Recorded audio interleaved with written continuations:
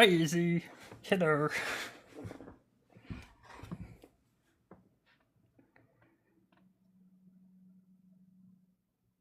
Where's my... Okay, copy this. I really need a bot just to automate this. I have to... Every time I go live, Hello. Hello? Oh, can you hear me? I can hear you fine. I Wait, think I this is the thought you first time did go up on panels. No. Oh no, I did not. I'm not sure if I texted you that, but no, I do not go up on panels typically. I only go up on panels of people that I trust and I know I can enjoy the time I'll be there. Yeah, no, I get that. Yeah, no. I probably already I sent it to you, but it's like um the one in the top left, whatever her name was, the authentic one. Yeah. Um is inherent, like it's just like I go on a Richter scale of how insecure and how like just down bad they are to have a point, and it's just kind of like her argumentation she thinks is such a catch-all, but it doesn't she doesn't realize how fucking stupid it makes her look.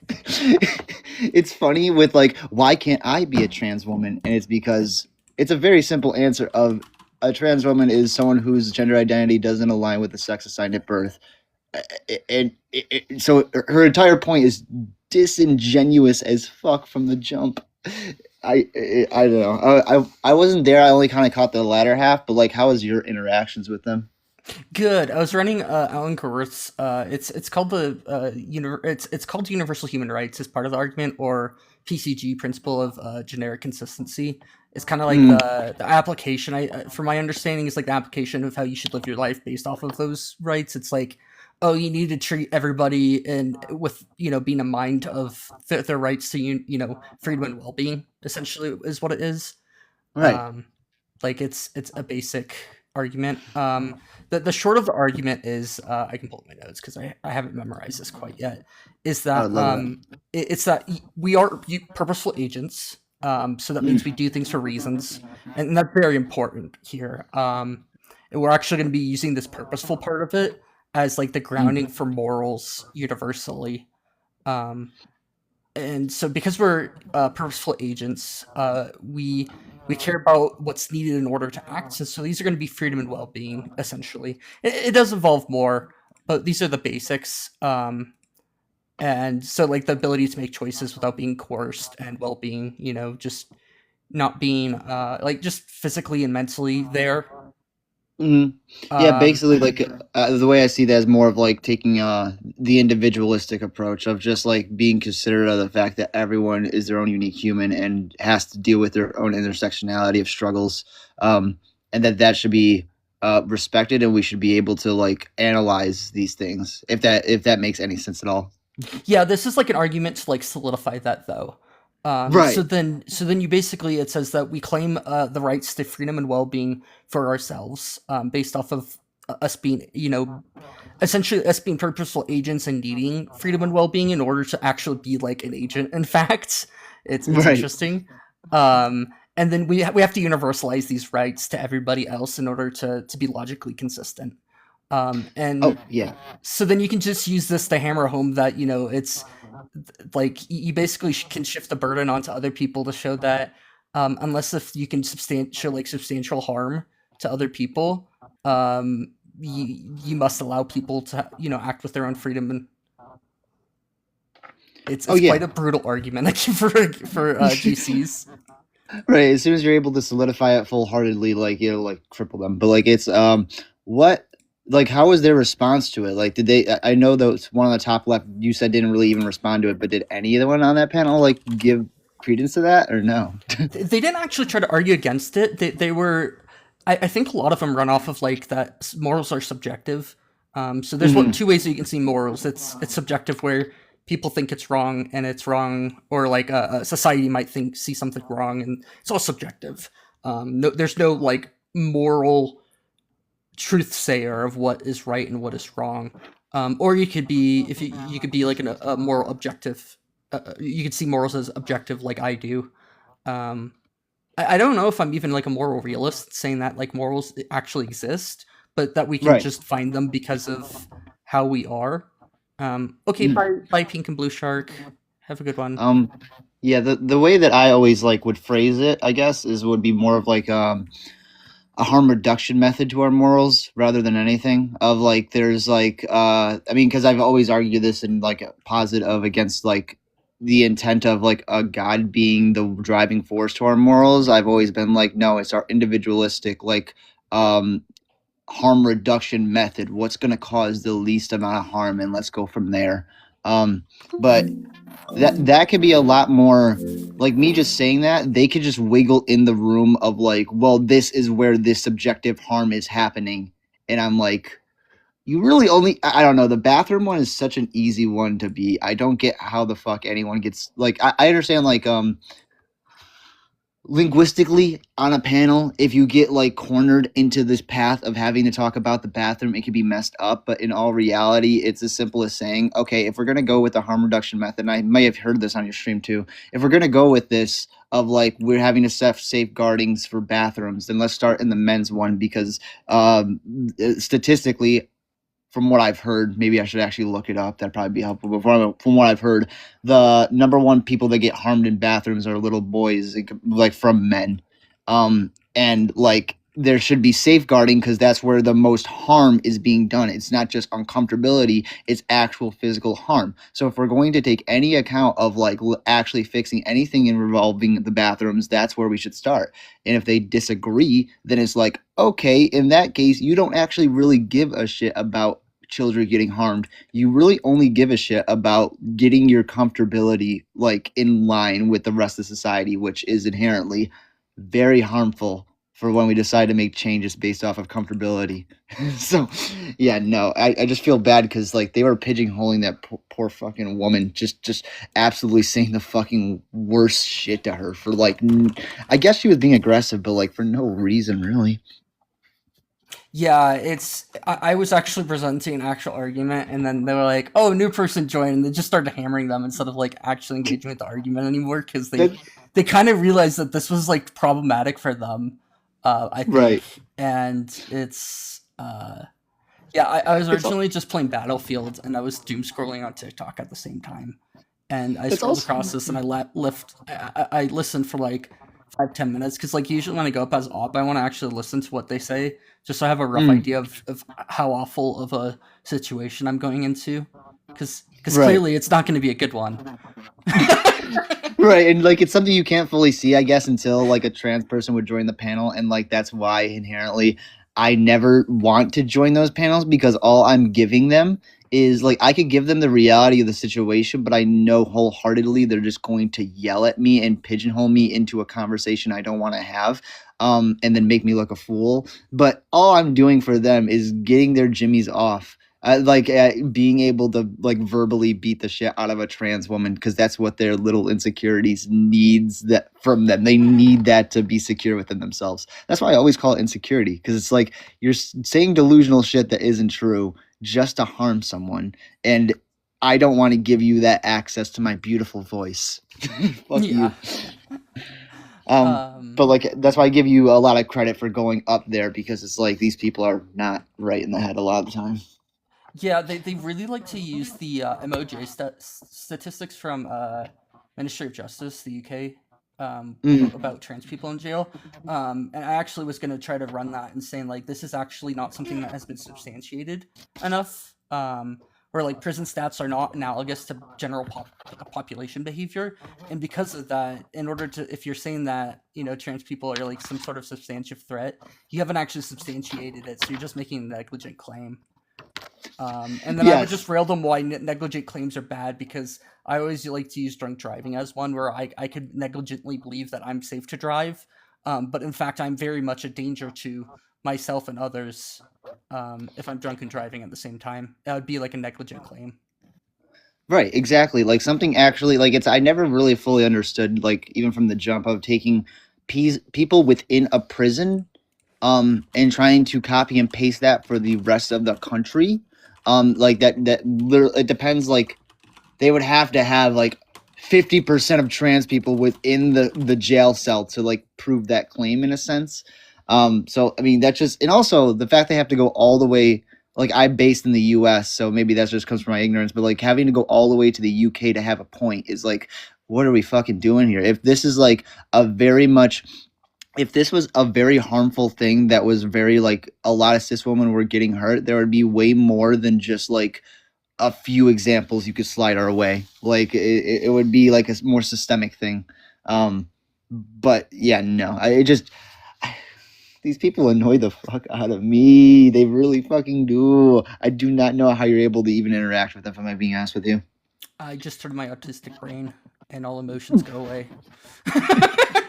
That's my issue. No, that's my issue. That's my issue. Is I think I think my emotions can get the better of me sometimes. Like that's why it's just like I don't want to. If they start yelling and screaming at me, I'm not going to yell or scream back at them, but I'm just going to like laugh at them, and then it's just going to make it worse. It's just going to continuously ramp it up, especially because like I don't want to engage with their fucking like the delusional mindset that they're in. I really do not. That's why I like just being a keyboard queen and bitching at them in the comments. Yeah, I saw your request, RC. I was talking with a friend about a live I was on beforehand. It's not an echo chamber. I do accept requests. Oh, why, hello, RC. How you do?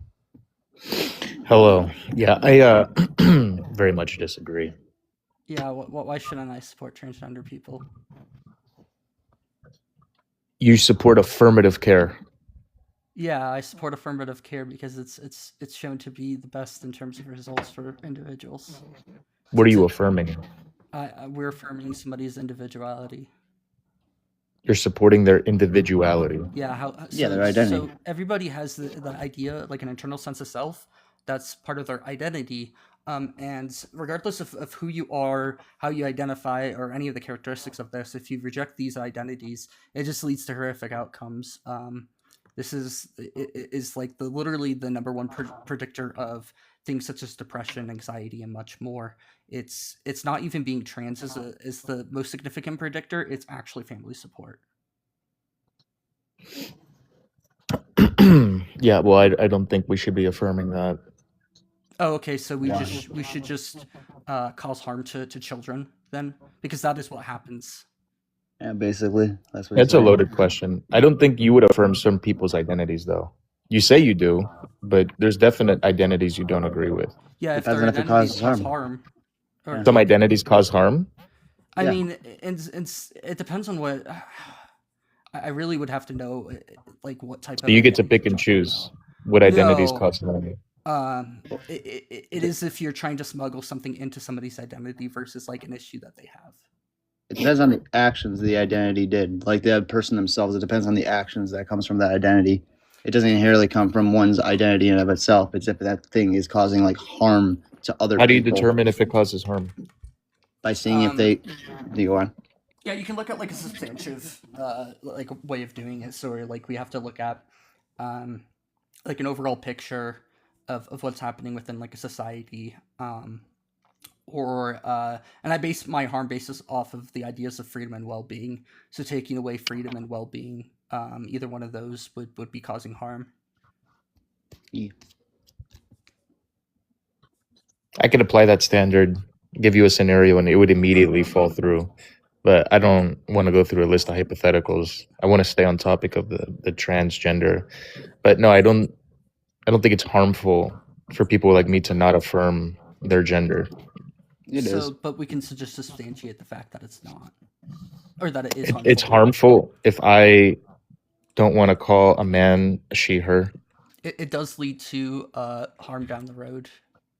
It leads to harm down the road if I don't agree with their self-identity. Both immediately and down the road. So I'm harming them, like I'm assaulting them. I'm not saying that you're directly actually harming them, but your actions you did lead to you said that I'm harming them. Worse outcomes down the road. I would say it's more so. Go on. If I take a bucket of water and during a cold night and put it like right before a stoplight and I ice the roads purposefully, I'm not actually causing any harm to anyone. I didn't cause those vehicles to crash, but I definitely am responsible for the harm. Yeah, you did something in the physical environment. All I did is just not agree with their perspective. I mean, you speaking is physical in some sense. My opinions can cause harm. So- Wait, so is that your the if opinions that's the versus opinion you're people holding? speaking is different. So words can cause harm. Yeah. So what I've about always- gangster music that young black kids listen to that romanticizes gang violence and drug abuse? Do you think that causes harm too? That's quite you. the pivot No, that's there. different. No, that's different That's because quite black the pivot people are a there. minority. Yeah. I would say No, that then music has concede. You have to a- concede to that then, right? Because you see that kind of stuff perpetuating in the black community. Well, I would say that society doesn't often perpetuate what's best for society. So I could just hold to that. It's an easy concession to make. If you think words cause harm, then obviously ghetto black music that causes harm to young black kids. It could cause harm. I haven't looked too much into it. I'm just gonna make agnostic to it. Because I haven't. You're gonna looked be too far into it. they romanticize abusing drugs and gang violence. More so showing off the conditions of the red line areas that they're in. That's Yeah, typically so what it is. It's just making I don't like speaking now I'm about getting muted. topics. Yeah, you don't have to mute them, Cole. Oh yeah, you can come up, Cole. Sorry, I didn't see that. Couldn't accept all the lives paused. What? There we go. I can just remain agnostic about this because I don't like to speak about topics I'm not actually well informed. Then don't on. say words cause harm. RC, please stop interrupting people. The mute was delayed, and it was also because you said medication, but used a different word, and we do want to try to stay TikTok friendly with our language. Please and thank you. Yeah, I'm sure that's why I was D-rugs. muted. You said D-rugs. That's what you said. I remember that. Yeah. Yeah. So being supportive of individuals is more conducive to better life outcomes. No. Oh. So you just No. reject science then? I'd be more than happy to provide you like a huge number of sources that substantiate this claim. Okay. I sure.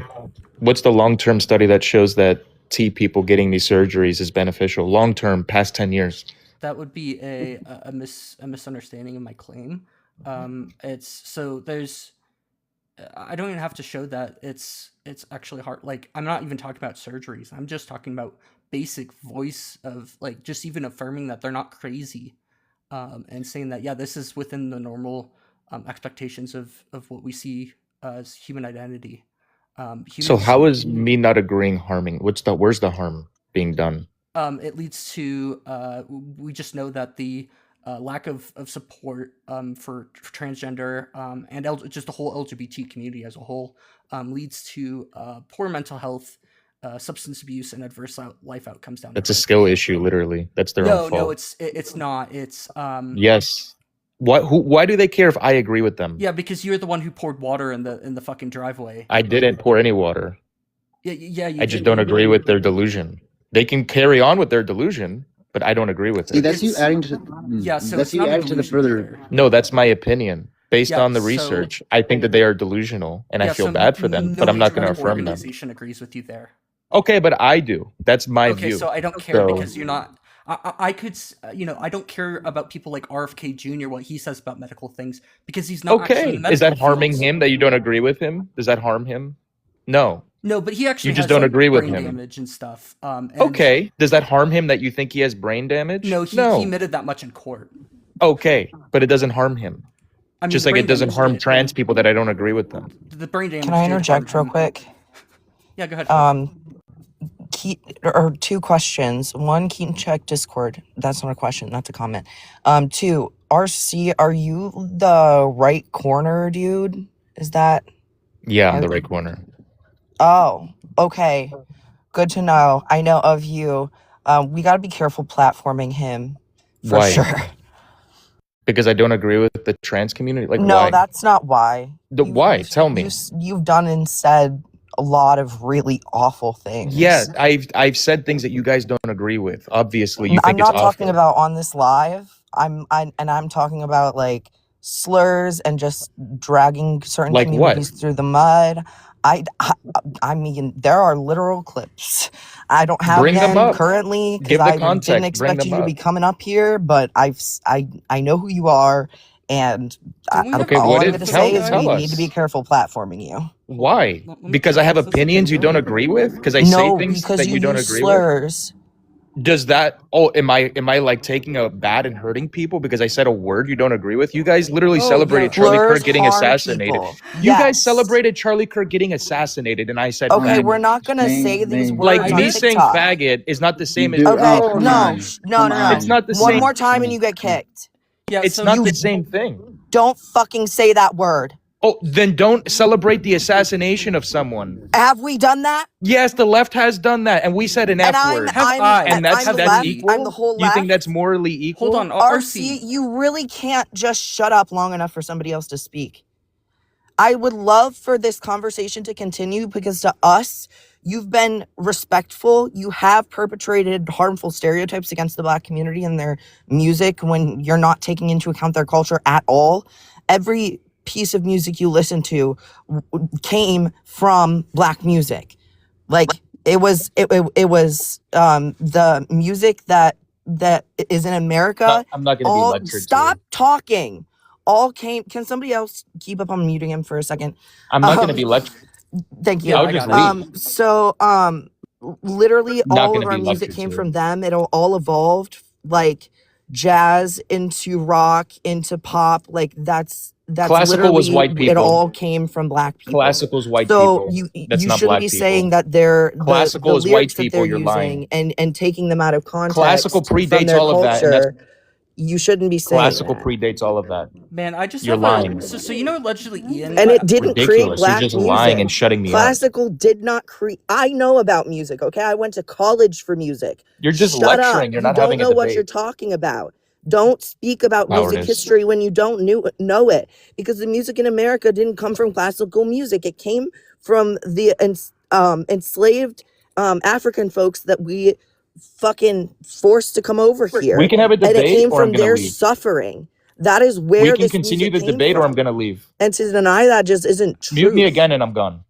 So I would love RC for you to be at RC, this point. I'm not gonna let you speak over other people because I'm not speaking over you. Oh, yep, he ran. Oh, yep, Rage Crits. I have that on my bingo card. I actually pull up, like allegedly Ian's bingo thing. Yeah, they have a bingo card for him, and I did Yeah. well. For him Name specifically, calling or insults. Yep. Yeah, there was only like 2,000 followers, so I didn't even realize it was him at first. And then Ashlyn messaged me, and I'm like, "Wait, is this who that is? Yeah. Like, he's awful." yeah, no.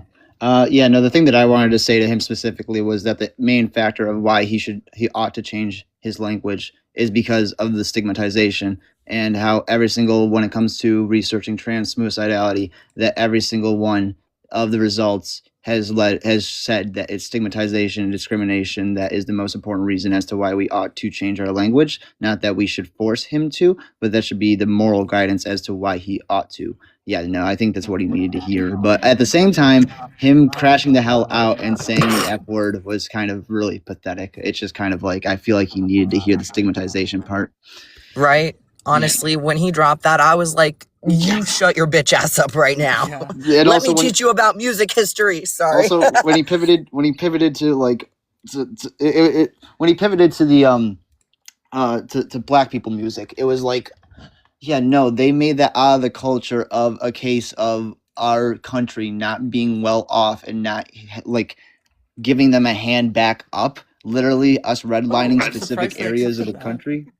Yeah, like redlining specific parts of the country and then forcing them to like be in a culture that's impoverished, and then making music around the fact that they're impoverished because of the overarching narrative of like us oppressing them. Yeah, no, that is intrinsically that's their right to do so because of how much we fucked them over. So him trying to scapegoat them is not surprising at all. Exactly. And it literally goes back to like when Black Americans, when they were enslaved initially, like how do you think they kept their minds busy / like kept their not spirits up, but like kept themselves kind of going, when they're working those monotonous jobs in fields and such? Like they fucking sang about their suffering. They turned that into jazz, that turned into rock.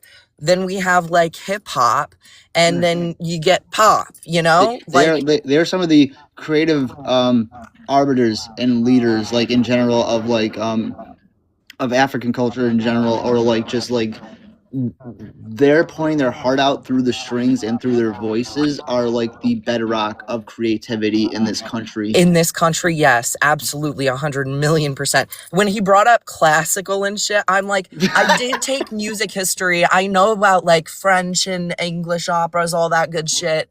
But like, that's not the basis of any of our American music. It's not the basis of any of it. So it was pretty funny. Right, but let's get to the next guest. Hi, Tish. Oh, I think this is a friendly. Hi, Ashlyn. Ashlyn, I know you're not talking to me. My name isn't Ashlyn. Yeah, I said, I think you're friendly, and I was referring to you, and then I said, hi, Ashlyn, because I saw that she joined. Sorry about that. It's probably a little confusing. I just really wanted to talk to that guy, but he's obviously gone now. But he wasn't wrong in what he was saying. He was right about most of it. He was just wrong about the music. Yeah, but like also like when we were like meeting him, it was because of things like he would just overspeak everybody. RC's just known to do that. It literally is on the bingo card we have pulled up, especially things like the "you guys, the liberals," that kind of stuff. Of course, but if it's not the truth, why would it affect you? You can't hurt anyone with false information. And also, if you just allowed him to speak, then you wouldn't have been speaking at the same time, because then you could have spoke after him. And then if he did speak at the same time as you could have just dropped him. I was literally sat outside watching everything. And it was you guys that kept speaking over here because you didn't like what he was saying. Well, I Whenever- can speak over him, so. Okay, well. Yeah, whenever his thoughts started in the middle of ours, that's when we have a problem. Okay, well, he wasn't wrong in what he was saying anyways, entitled to his opinion. If people do have mental health issues, you know, if you're outside of what is like the normal reality for society, then you're... Okay, first of all, a couple of things. In science, we use the word typical, not normal. So you'd be referring to somebody who is atypical. And two, if you're saying mental health issues in reference to being transgender or having gender dysphoria, you're going to have to substantiate these things to make those Well, claims. is it not in the DSM-5 PR? Oh, what is? Gender And what is it dysphoria. classified as in there? I'm asking you, is it not in the DSM-5? No, I'm asking to see what you know, since you brought it up. Well, I'm asking to see what you know. It's clearly it's a mental health condition because you need psychotherapy, right? Yes. No. So let's talk about what the DSM-5 actually diagnoses gender dysphoria as. It's actual I do want to dysphoria. say, exactly, I do want to say real quickly, it is specifically said in there that it is a distress-based disorder, first of all, and second of all, not all trans people have gender dysphoria. Okay, great. So what is a disorder? Why don't you educate me? So What is a disorder? Yeah. I don't know if you want to, because we I were would going to just give say you something what the that's DSM says as well, but yeah. So like You when just tell they're me what- when they're talking about like mental disorders, it's something that could potentially cause harm to themselves or others.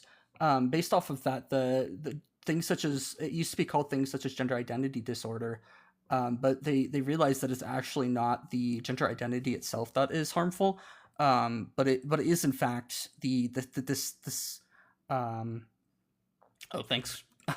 Thanks, Cole. It is actually the actual like physical feeling of like not being comfortable inside of your body that is causing the issues. The DSM-5 in the text section of it, where it actually like talks about why they did the things that they did, or like some of the evidence behind it. Or well, that's where they talk about the evidence behind their diagnoses. They explicitly say that being trans in itself is not some sort of disorder or delusion of any sort. It is just normal within the standard expectation of human identity, like our standard expectation of how people identify. Ashlyn, do you want to go next since you're mental health professional? Yeah, I never understood individuals like this. Never picked up a DSM-5, never looked at a single DSM in their entire life, and now they're clear, they know these things. So in order to make a diagnosis, if you've looked at the preface, of the DSM-5, the DSM-5-TR, there are what we call 4Ds of diagnosis and behavior with disorder. So you ask what a disorder is. Those are the simplified version. So it's distress, dysfunction, deviousness, and dangerousness. And I would say those classify as harm. They're trying to get away from deviousness, but in move a lot more of the disorders in the DSM-5 and DSM-5-TR are moving towards the distress feature. And yeah, it's a very clear diagnosis. They have to meet all the criteria. It has to be for a certain period of time. It's the same reason that we don't, and then it has to be outside of cultural norms. Like, all these things are present within all the diagnosis. These are criteria that we look at.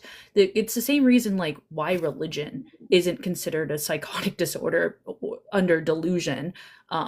There's no evidence to support it, but because it fits in with a cultural norm, it's not a diagnosis, right? And like, it's because of these types of things. Being a trans person in of itself does not qualify you for the diagnosis of gender dysphoria, because cis individuals also get gender dysphoria as well. Like, this is not exclusive to just trans individuals. I don't understand why people use this when they have not the slightest or education around this topic. Sorry, I'll rest my case. Okay, great. So if cis people also get gender dysphoria, why are they not diagnosed with gender dysphoria? Why does gender dysphoria have to be a diagnosed condition that aligns with people who are suffering from transgenderism? It doesn't. I don't know where you got that piece of And information. it's not an ism, so let's not say that. What is gender dysphoria then? Can you tell me? Because even then, when you talked about a disorder, you said it's leaning towards distress. But if it's leaning towards distress, what is it currently? No, I said it was distress. And yeah, I have my DSM-5. Let's pull up the...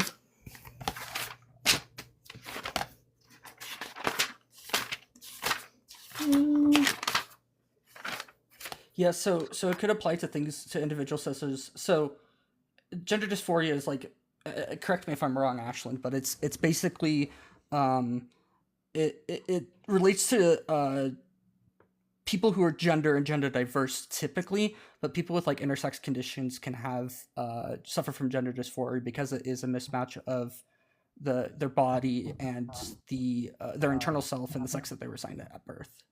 And you don't even necessarily have to be intersex, because there are men who, as they age and lose testosterone, develop gynecomastia, and they also experience gender dysphoria, and they're not intersex and they're not trans. So these are like, and it's not even like fringe cases. Like, over 60% of men will develop gynecomastia at some point in their life. And so sometimes people need gender affirming care regardless of whether they're cis or trans. Yeah, and what's weird is they'll use the DSM-5, but if you've actually read the preface of the DSM-5, it actually specifically says that gender and sex are not the same thing. So they'll use this, but then they won't actually read the text and see what it says regarding this. But there are, in criterion A, there are 8 different criterion. You need to meet at least 6 of the following. And then there's criterion B, you need to meet, it's just with disorder of, specify if the condition is associated with clinically significant distress. That actually is the thing that has to be met. B has to be met, and then it's specify it, excuse me. So I don't know where you're getting this information from, but you could like literally just go find this online and read this specific diagnosis, and it'll tell you exactly what you wanted to know.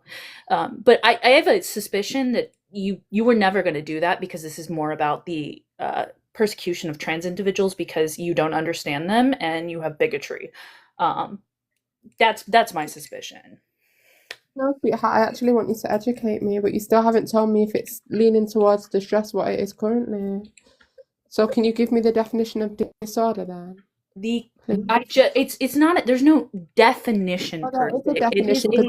Wait, because every word has a definition. So what's the definition of the word? So a marked incongruence between one's experience expressed gender and the assigned gender of at least 6 months duration, as manifest by at least 6 of the following, one of which must be criterion A1. And then it goes through. I'm not going to read you the text. You can literally I fucking don't want to know the text, sweetheart. I just want to know the definition of the word disorder. If you can give it to me, you're spouting off all of this stuff. You clearly are very well educated. So why can't you educate me on the definition of disorder? Respect the panel. You can Google it. I'm not here to be a free tutor to you, sweetheart. Respect is earned, okay? You can Google it. I'm not your tutor. You're not paying me. Okay, well, I just wanted to know what it meant, but if you don't want to give me the definition, then I'm just going to presume. I'm talking about the disorder of gender Okay. dysphoria, Okay, and I wait, already before- went to before- clarify wait, what before disorder. in the I went to clarify what disorder meant in accordance to pathology in the DSM-5. The clarification is that there are no cultural there are like no cultural significance, meaning things like bereavement hallucinations cannot be characterized as this. I'm giving you a clinical understanding of what disorder means. And then I told you there's the layman understanding, there's the 40s of diagnosis. This is in the preface of the DSM-5. I've gone all over what disorder means to characterize as patho in the clinical psych setting. I've already given you this information. It's also categorized as a distinct diagnostic class compared to like other types of disorders. Mm-hmm. So it's not like we can really compare it to. It is its own thing. It's not like it's closely related to something like so. People who have let's say BPD, borderline personality disorder, that it's classified close to things such as schizophrenia and other disorders that we know happen due to similar things occurring in the brain. But we understand that gender dysphoria is not closely related to any of that, so it's underneath its own categorization, essentially. Yeah, it's marked as 302.6, and it is its own category within the DSM. Yeah. No, you're right. Yeah, no. I'm telling you, it's marked as that's just the code. And then it'll be like disruptive, impulsive, and control conduct disorders, like underneath that, and it'll list multiple disorders. So yeah, this one is in its own class in the DSM-5. There are no other disorders. Besides other unspecified or other specified, but those are just kind of technically subcategories. They're not like the main category. Like you'll see with like sleep-wake disorders, you'll see with like psychotic disorders, dissociative disorders, elimination disorders, well, they'll have other disorders typically underneath them. I was saying sorry because I accidentally invited somebody up when I meant to reply to them. Sweetheart, you're just speaking to yourself though, because I asked you a plethora of questions that you've still not been able to answer. You're spouting off all of this stuff. I didn't know the world revolved around you. Look, and you keep interrupting. And you said when the last guest was up, you didn't interrupt, and that just goes to show you keep speaking over me. So you want respect, but you can't give it. You're clearly not educated, as you can't define the word disorder. Have a great day, guys and girls. You're not paying us. Okay, all right. I was just saying, if they want the simpleton answer, like from what I looked up, they just wanted a mental disorder. A mental disorder is characterized by a clinically significant disturbance in an individual's cognition, emotional regulation, or behavior. This is literally like that. Like what you said was what perfect. I said. Yeah, exactly what you said. Exactly what I said. Exactly what you said, but they want it in the layman's little spoon-fed version. It's stupid. And they don't want to use their own fucking search engine and educate themselves, or they don't want to pay anyone for education. It's like, you could have also asked for Ashlyn's Cash App, probably. You know? No, because what was annoying me was like, if you engage with what she was saying, you would have gotten that and way more of an understanding. I'm like, what the fuck? So. Like, as soon as I accepted Ashlyn up, I was like, Because at first in the conversation, I was like, I don't know if Ashlyn's here, and I don't know if they're hearing what's going on, but this would be the perfect time for her to be here so that I can have her up. And then you requested, and I was like, bam, get her. It's just Oh, the yeah. confirmation bias in their own head of being like, well, I didn't get this specific version of what I specifically wanted, so confirmation bias tells me I'm right instead of actually engaging. So I have the right to walk away. It's like, what? Okay, all right, just engage and listen to what's being told to you. It's very simple. I Hey, gave Carl, them, and sorry, go ahead. I gave them, a free portion of a lecture that I received in college, so I feel like appreciate should that. get paid. Thank you. Like, Exactly, and I hope other people were listening too. I don't often interact with comments, but people keep saying delusional, and I don't know if Carl's still here, but like, request up. Let's talk about it, dude. For real. His account's either private or he ran. I can give you listen, that information.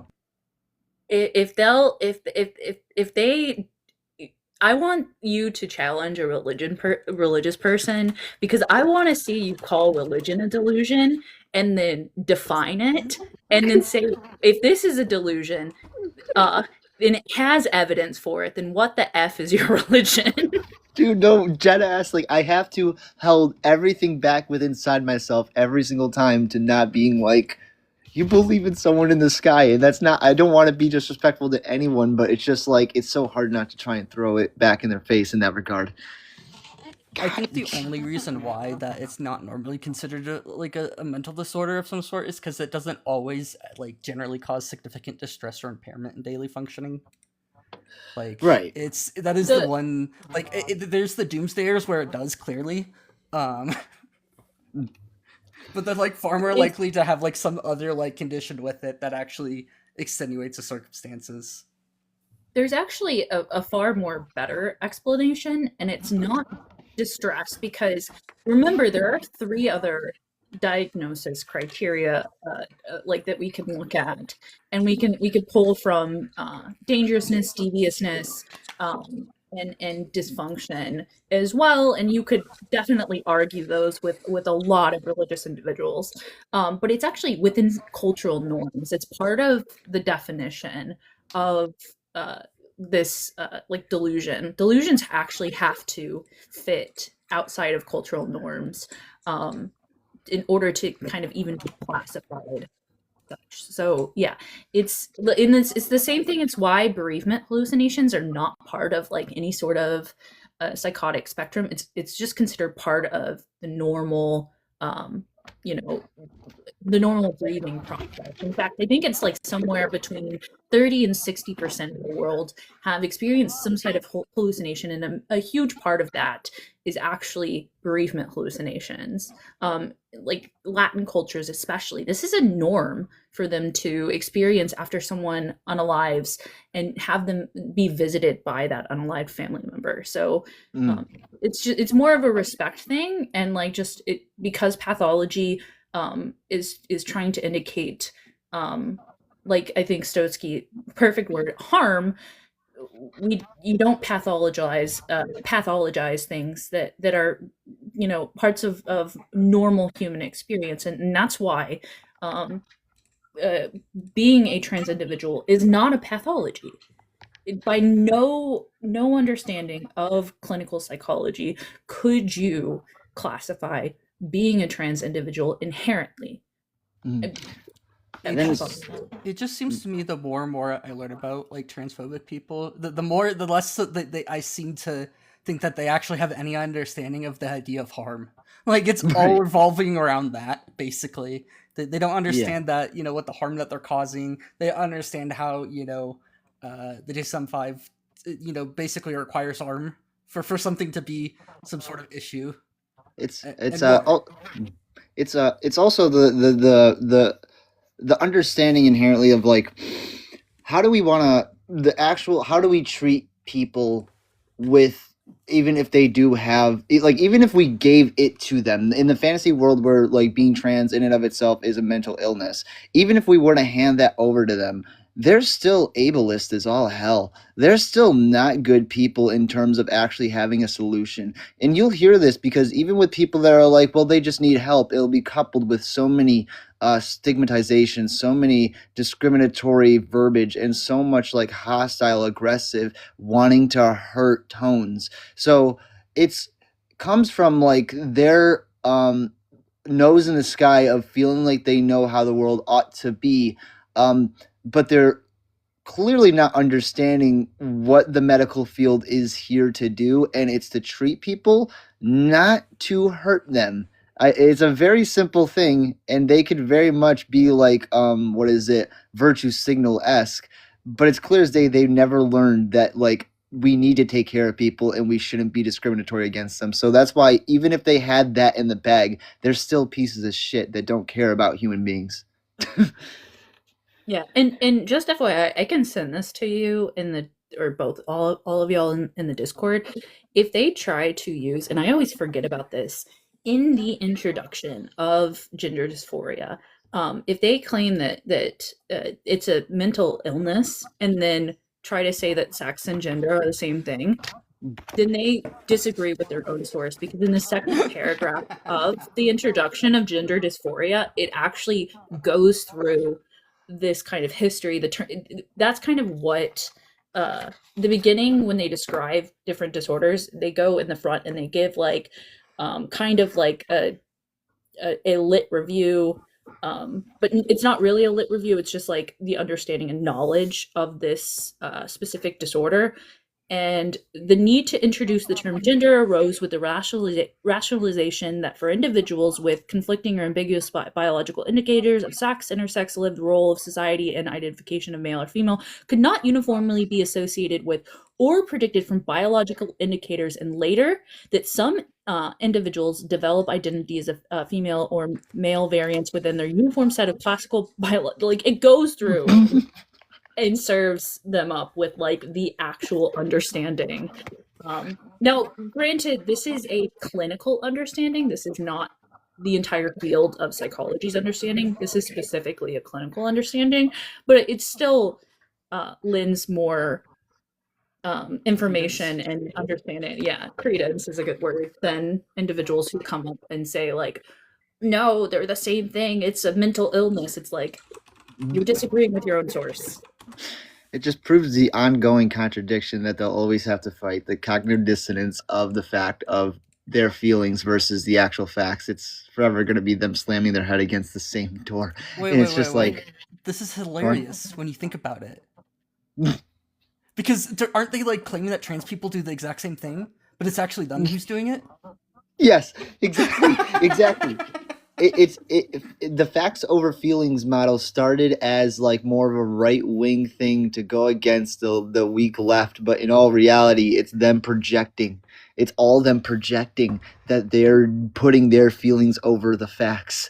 It's quite kind of like morbid when you look at like from 2016 to now, how it's like they're just kind of delusional people that are saying facts over feelings, but in all reality, the only quote unquote facts that they have is a shallow term, like shallow terms is what I call them. Shallow terms, like they'll say biology, like they'll say science, like they'll say chromosomes. These are very shallow terms to where they'll only understand the word, associate a feeling with it, and then think that they have the power of God in their hands. They never actually think they have to read into what these words actually mean. Like that's why, one last thing before we get to the next guest, like it's as simple as me saying surgery changes biology, and they will flip the absolute hell out. Biology is the study of living organisms. A living organism will change with surgery, but the issue is that they have taken biology and bastardized it to the point to where they associate the natal of like how someone was born to how their biology will always be, which in fact is antithetical and delusional because sex never states it's natal. But I will take my pause and let the next guest go. And I'll mute up.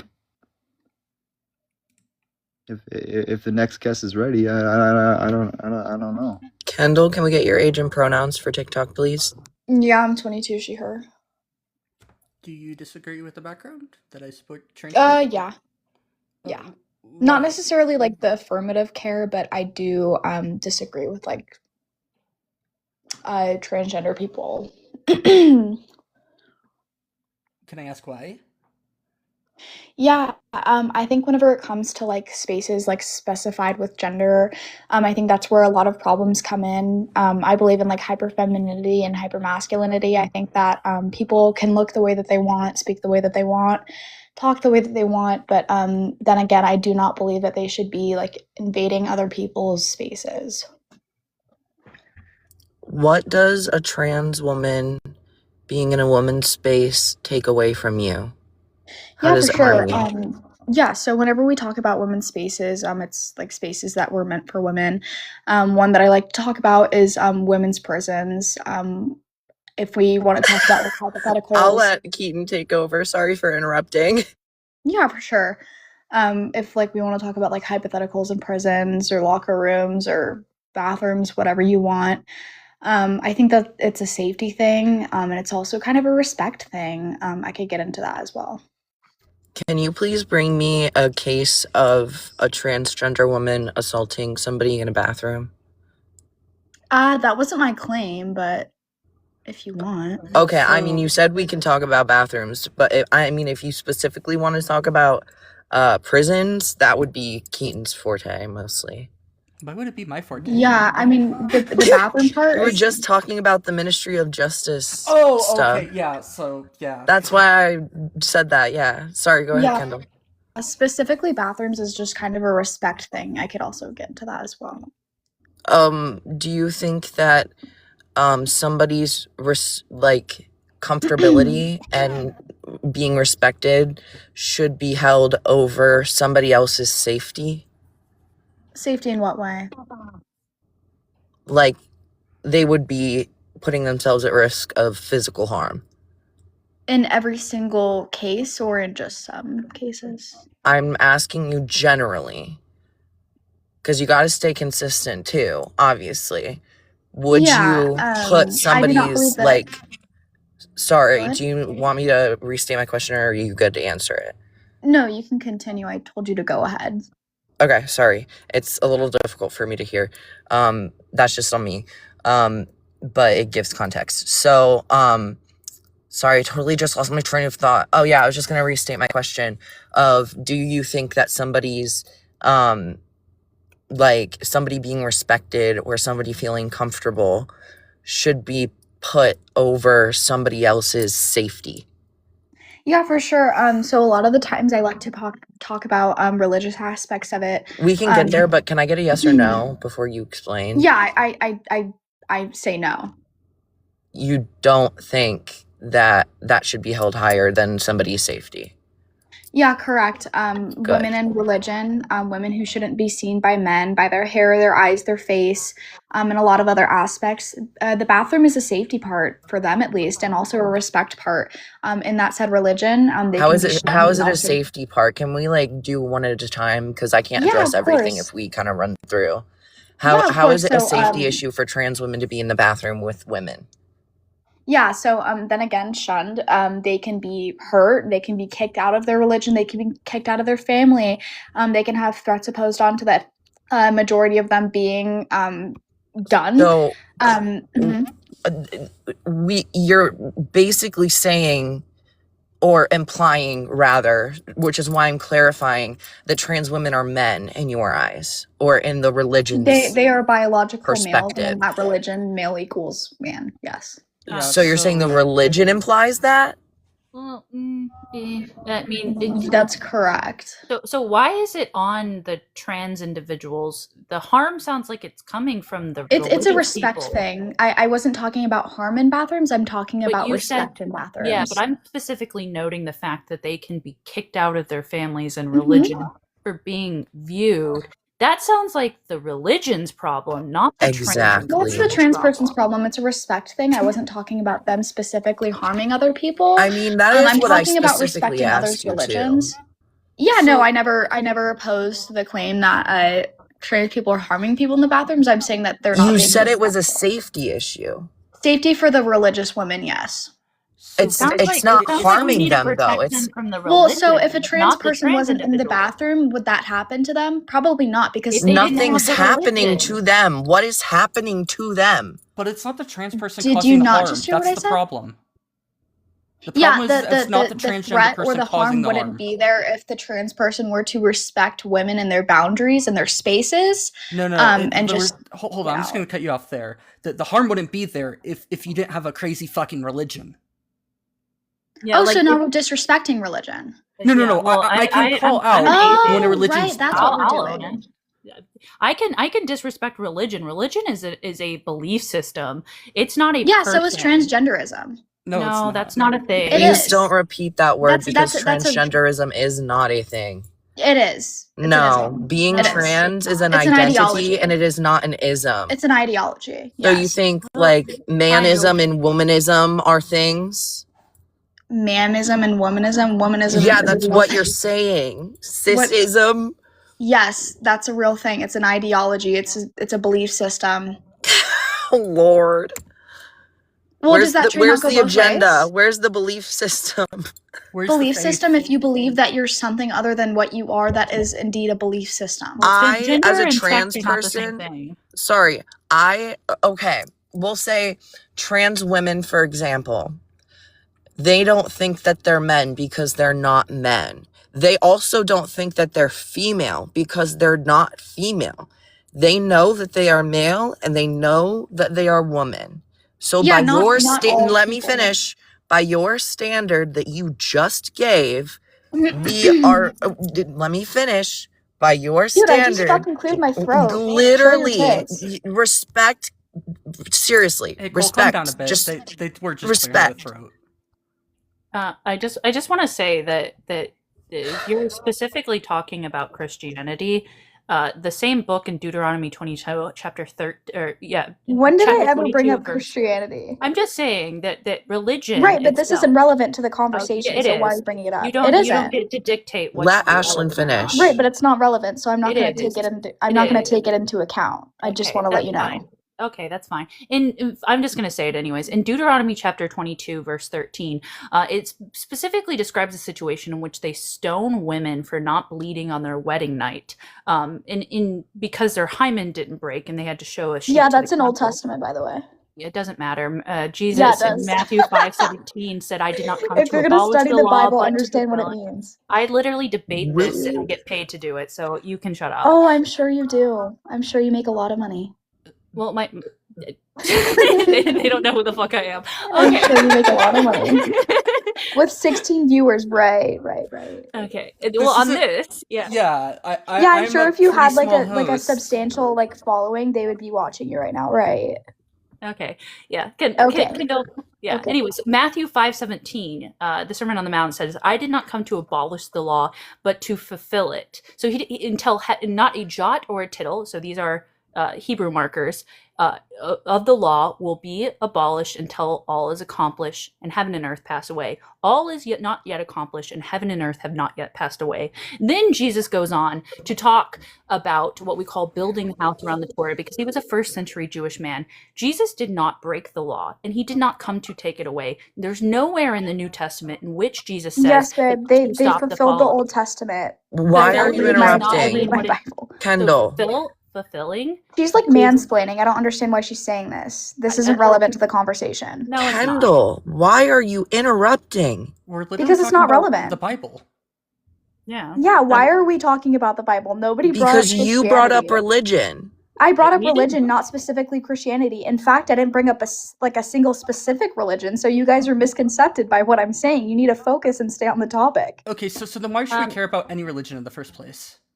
Yeah. They're horrible to women. In what way? In what sense? I already explained this to you. Literally Kendall, saying, since Well, you but okay, it has to did apply not- to every single religion, not just one specifically. You said religion is bad, and it has to All apply to every Abrahamic. single religion. No, Every it has single to. Abrahamic. The most No, it predominant has to apply religions- to every single religion. The If you most want to make that claim predominant- that they're horrible to women, it has to apply to every single religion. No, it So, doesn't. in what way? Yes, it does. The claim is That's all religion or is horrible nothing to for women. LSD. That's what a claim is. If you're going to make a specific claim, it has to apply to I'm everything under that Kendall, specifically, claim. be I'll clarify. specified. I am specifically talking about the most predominant religions within the United States in which where we live. So the three most dominant ones are the Abrahamics, and they all use the same basic, stem from the same text: the Torah, the Tanakh, the New Testament, and the Quran. And they all say virtually the same thing. They're all bad to women. So it wouldn't matter, because they all say to the same effects that women should be stoned, that they should be submissive, that that in the Quran it says you can beat your wife. He married like a child. He clearly doesn't. In both Jewish and in the Quran, women's testament, according to law, are only half as valuable as a man. I could keep going. It does Okay. not. Within the United States, these are predominant religions. I have no reason to respect a religion that harms women. Okay, so Far then I more have than a no trans reason to individual. respect somebody who's mutilating their body and thinking that that's something We're that they're not not. doing that, What? bro. Yeah, that's What? mutilation, babe. That's That's mutilation, not. babe. Mutilation is beyond disfigurement. It's under functional after It's it's mutilation, happened. babe. No, it's functional after the fact. Mutilation is doing something to the point where it's non-functional. You don't know Yeah, what you're that's talking about. what that You is. don't know what you're talking It's about. mutilation, babe. No, it's not. It's like, Okay. like, what do you mean? Look at the I'm actual sorry. surgeons. I do need to cut in because there are actually experiences of intersex folks where they, and I'm going to say this in the proper, actual, only proper context, that experience infant genital mutilation. Mm. And we don't want to use the term mutilation because we're taking away the actual like weight of it from a community that we are not talking about or a part of right now. So we don't Is need to that be the same using thing as that like saying term. hermaphrodite? Kendall, we don't need to be using that term, period. Not in Is that the reference same thing to as using the hermaphrodite or conversation. no? Hermaphrodite is not a proper word to use for humans. Yeah, it's a Yeah, I slur understand. I'm against just saying that. humans. Oh, You're that's a born a slur. constitution. Against humans, yes, you can talk about plants and animals with it that are truly hermaphroditic. But if you're Yeah, I talking know about humans can't people, be it is a hermaphrodites. slur. I know that, but it's not a slur. It's a It- biological It is slur. a slur towards humans. We're No, it's not, gornoconic babe. species. Hold on. No, it's not, You babe. don't even Yeah, know what you're I talking know that humans about. can't be Oh, are you hermaphrodites. sure? Are you sure you actually know I'm that? I'm You're I'm just using the positive. I'm slur. just Stop saying that a using lot that of in people. reference to human beings. It's literally I impossible never. for I human didn't use beings. it Let in me reference finish. to Let me human finish this beings. time. It's impossible for human beings to have both functional Yes, female I and male know. Cole, organs. she I agrees. So it's know. just inaccurate. Cole, she agrees. Yeah, but it's not a slur. It's a biological term. It's a slur it has in been reference to certain It's humans. not. Do you want to give Hold on. me like? Do you want me to tell you like a list of slurs or no? So Kendall, Do- it has been I used bet you as know him. I bet you know him. I it was has about to been do. used say, as if a you want to slur. do that to yourself. Yeah, I'm sure.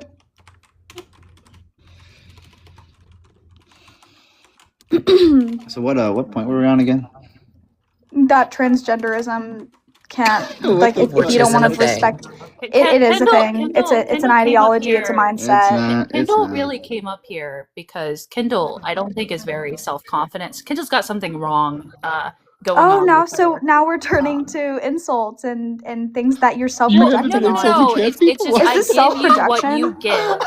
Is this So self-projection? Are you like I putting that give onto you me what because you you're give. insecure as well? So Because you want like when you men in our come up spaces, in here, our prisons, in our you bathrooms, in our don't locker rooms? listen. Are you insecure as well? You disregard the actual logic and And you the bring up data. irrelevant points. You're talking about like religion and Christianity whenever nobody brought up Christianity. You brought up literally religion. brought up religion. Yeah, correct. That doesn't apply to just Christianity, babe. It's It's called using predominant ones context within the clues. United. It's called using context clues. It's still cool. You want to talk about context? I hate the It's called context. using The context context clues. I are. think you're a little bit Do dense. you just like listening to yourself fucking talk? Do you just like bringing up irrelevant points and just talking to talk? That's what you do. You may be dumb and I not make a lot of be able money to. because I have a lot of viewers and I debate for a I living. didn't say Like, that. girl, shut the fuck. You're literally lying. Don't mock my friends. This is Okay, your your one friends. fucking You don't have warning. to believe me, Kendall, but like literally, I am a co-host on a. Oh, I'm sure atheist you channel. are. I'm So- sure you so make a lot of What money. is your actual argument, Kendall? I didn't make that claim. What's the actual argument here? Let's just recenter. Yeah, it's mutilation. It's disrespectful. Don't use that word. The fuck, I already dude? Do you told not you. have retention? Mutilation. Do you think I breast implants I are just want to kick her mutilation, at this Kendall? point. The intersex community wouldn't want this shit, So in my hold on. opinion, and I don't know for sure, but this is bullshit. So Kendall, is it mutilation when when a female has her breast removed? When they have their breasts removed, Yeah. it's still functioning. Your breasts still function. You can still produce milk. You can still, like, your breast gets tender because you're on your period. Do you know, like, the process of that? Does it stop functioning after that? No. It's not, you're not removing breast tissue. You're removing breast fat, and your tissue is what functions, and your fat is an unfunctional part of your body. Oh, That's so I'm not dying what over here. I'm sorry. no, this wait, that I'm means saying breast removal, that not means reduction. that means you can understand that concept to begin with of surgery happening and still having functionality after the fact, meaning that you're specifically just being bigoted towards trans surgery specifically. Yeah, 'cause it's mutilation. That's specifically what it is. So- Because you would so- understand if you understand that. When a female has her breast removed, that is mutilation. Removed, not reduced. Removed or Yeah, removed? Reduced. I heard reduced. I meant Hey, removed. Stoke. I might have misspoke. Stoke, No, you're good. You spoke correctly. She Restate- misheard. You're good. Restate the question.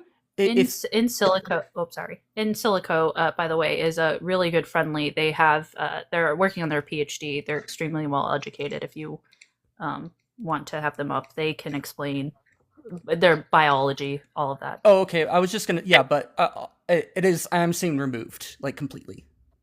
Oh, removed. Friendly? I mean, if it takes away functionality, that is mutilation. Yes. So did my mom mutilate herself whenever she had a double mastectomy to cure the breast cancer that she had? a double mastectomy, yes, that is mutilation because you're taking away the Oh, part that functions. That's fucking crazy. That's fucking crazy Can't that, track the that you're saying that my functionality. mom mutilated herself to get rid of cancer. Yeah, the same way that chemotherapy is mutilation as well. That is mutilation. Yes. What functionality is This is chemotherapy something taking away? else. Do you Not even tracking the understand what functionality. chemotherapy is? Say that again? Do you even understand what chemotherapy is? I do understand what chemotherapy is, yes. If you did, you wouldn't call it a mutilation. It is Hi, mutilation. Medical researcher here. I didn't ask for your qualifications. What are my qualifications? PhD Medical student researcher in here. medical research. So you make a lot of claims without any foundations to it. So it's my time to correct you. So let's say what happens quite on a regularly, and preface, I hate when this happens, is that when a child is born intersex, that their parents will perform surgery on that child when that child is still a minor to quote unquote assign a gender to that child. Yeah, Is they that still have mutilation? like a predominant Is that mutilation? Yes or no, please. is what mutilation? Is gender affirming surgery for somebody who's intersex? It depends on No. I have said specifically what case that we are talking about. When that child is a minor and has no ability to consent to that surgery because that child is a minor. That surgery has no medical reason to exist, has no physiological reason. That child is perfectly healthy as it is. Yet, because there's bigots in society like yourself, there are parents that perform that surgery on their intersex children. So my question again is, I just want a yes or no. Is that surgery performed on minors to quote unquote assign a gender to them mutilation? There is no single medical reason to it. Yeah, I mean, surgeries don't affirm your gender or your sex. I'm not quite sure what you're trying to say or what you're trying to prove. Then again, we can tell our sex by our gamete production or denotation. And then I guess a follow-up question, can you define bigot? About 5% Can you define of bigot or people that no? are assigned a male at birth will never produce Can you gamete. define bigot? Because you're using the word. Can you define that? No. Don't pivot. We asked you for a yes or no. Oh yeah, that was This my is the follow-up fourth question. time. So Yes I or need no to what? Your surgeries do yes not or no affirm as to gender. if that's mutilation on these infants. if gender affirming, quote, gender affirming surgery It's gender is assigning, mutilation, quote unquote. yeah, surgeries do not assign or affirm your gender. If a body part is functioning and you mutilate said body part, that is mutilation. If it's Yes, unfunctioning then is and that a it's something yes? that isn't working on your body, parents, Kendall, shut up for 30 seconds. So you are saying that parents of an intersex child who performed surgery against the wishes of that child, because that child, while they are still a minor, has no ability to consent to that surgery, are, quote unquote, mutilating that child. Right? your question is so confusing. I just told you It's again, not. This surgeries do happens. not. This happens Yeah, on no, a daily surgeries don't basis in affirm or hospitals. deny biology or sex or gender. That's not how it works.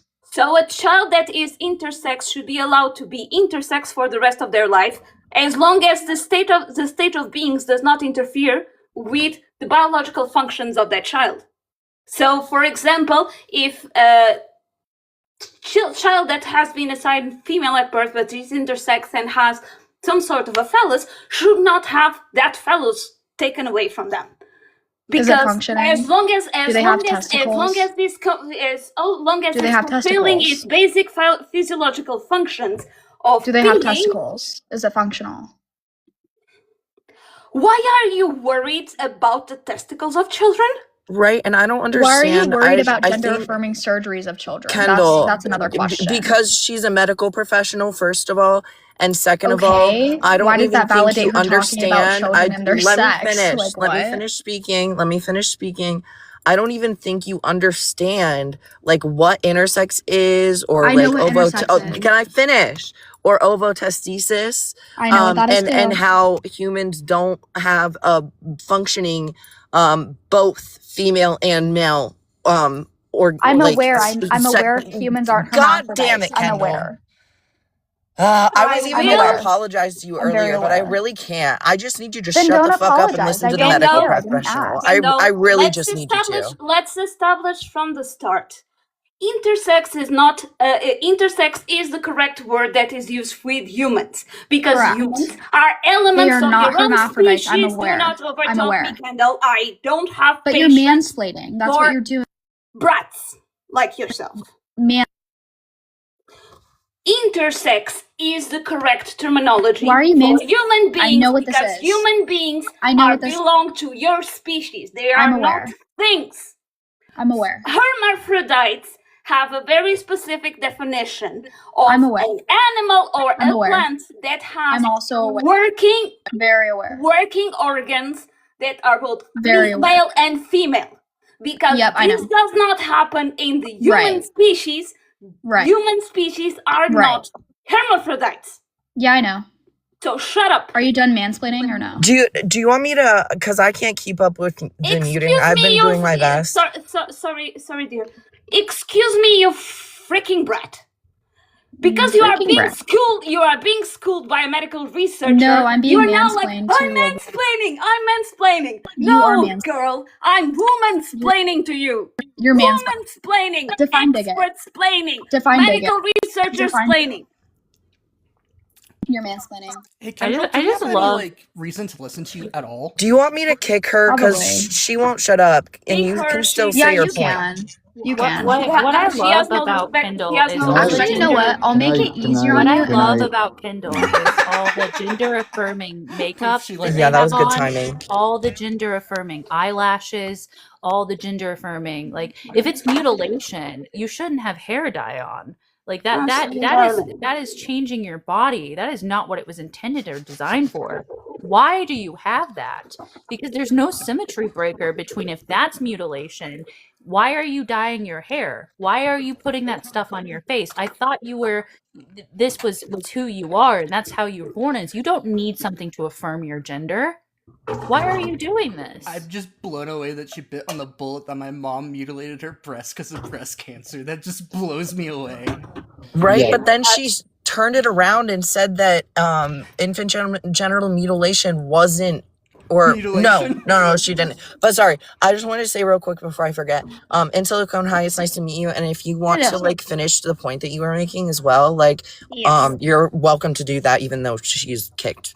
Thankfully. Absolutely. I am very thankful that she is gone because it was getting really annoying that she cannot handle a smart woman. Basically, was accusing me of mansplaining. Hello, I'm a woman. I'm the only like proper man here. So unless I'm speaking, Did you just say proper man? I'm sorry, that's so crazy. goofy. I'm Well, an improper non-binary person. Well, I knew that Yeah. you're non-binary, so like you're not like actually you don't identify as a man, so that's why I said proper. Like I'm the only one here that Yeah. actually identifies Oh. as a man. It just you said proper, and I thought that was so funny. Yes, I'm the only proper man. Let's imagine Cheerio. proper as a British man. British. Here now.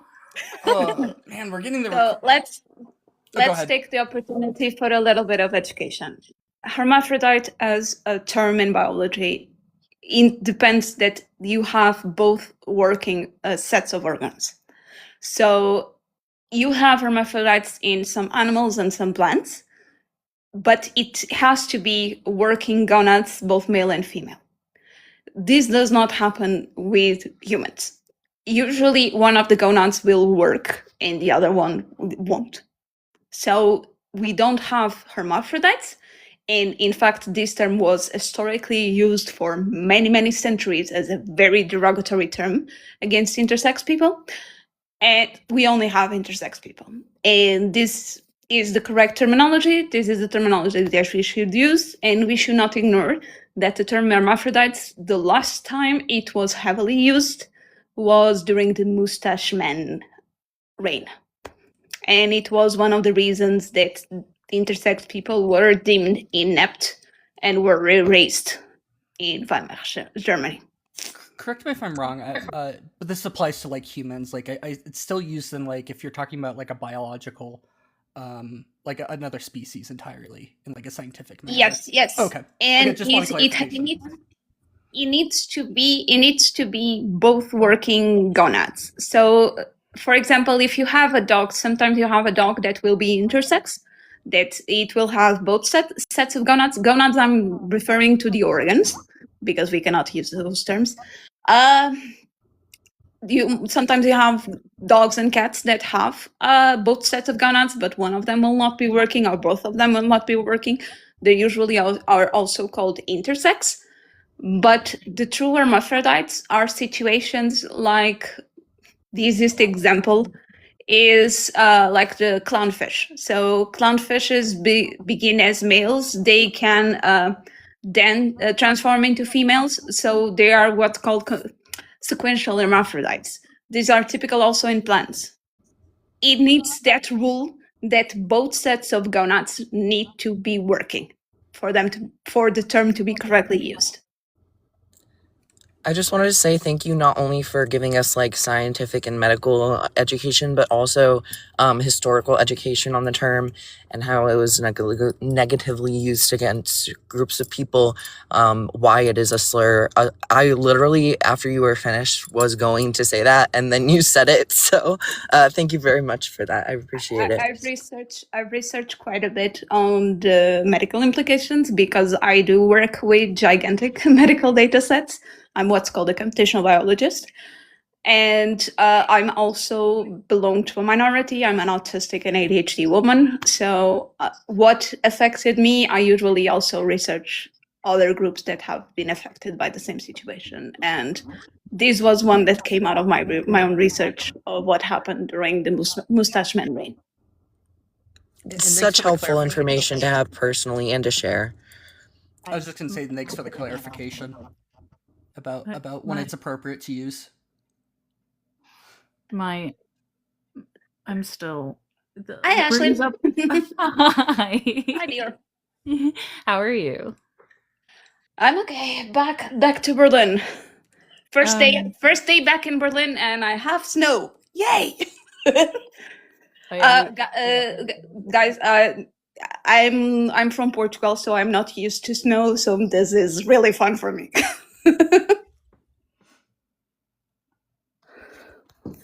Portugal's such a like underappreciated country in my opinion. I've been to Lisbon and it's so pretty there. I'm like, why are more people not talking about this place? It's beautiful.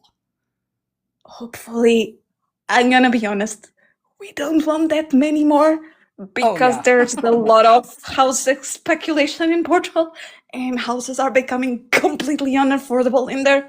So it's Yeah, like we don't want to. let's keep it a well-kept secret.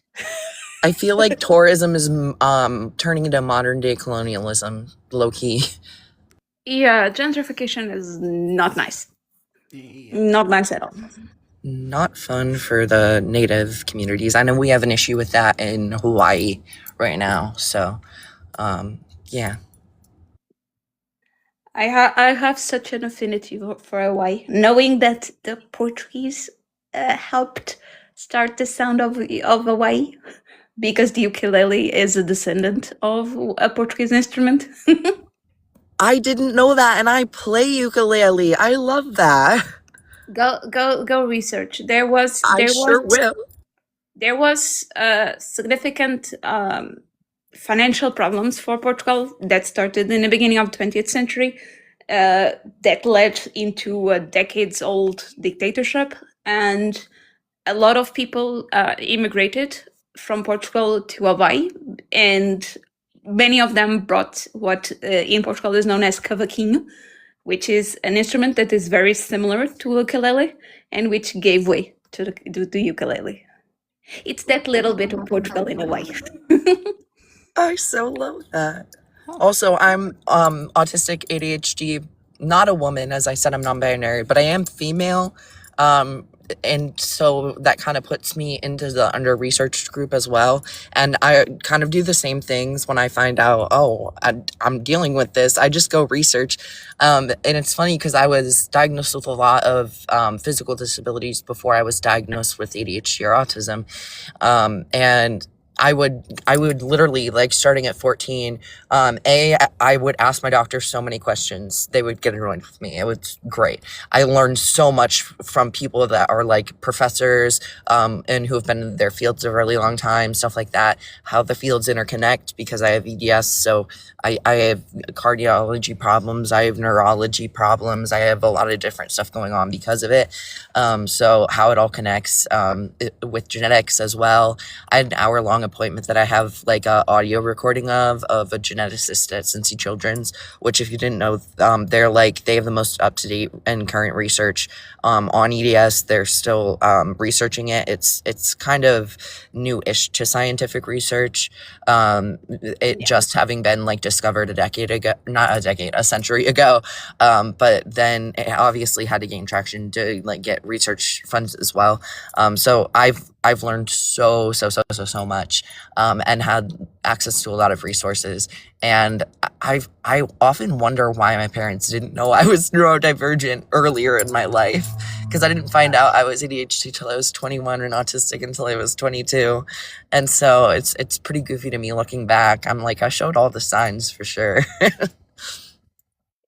I can say most of the situations, it boils down to research that is very heavily biased, in a sense that for decades and decades and decades on end, and I know because I've suffered from the same situation,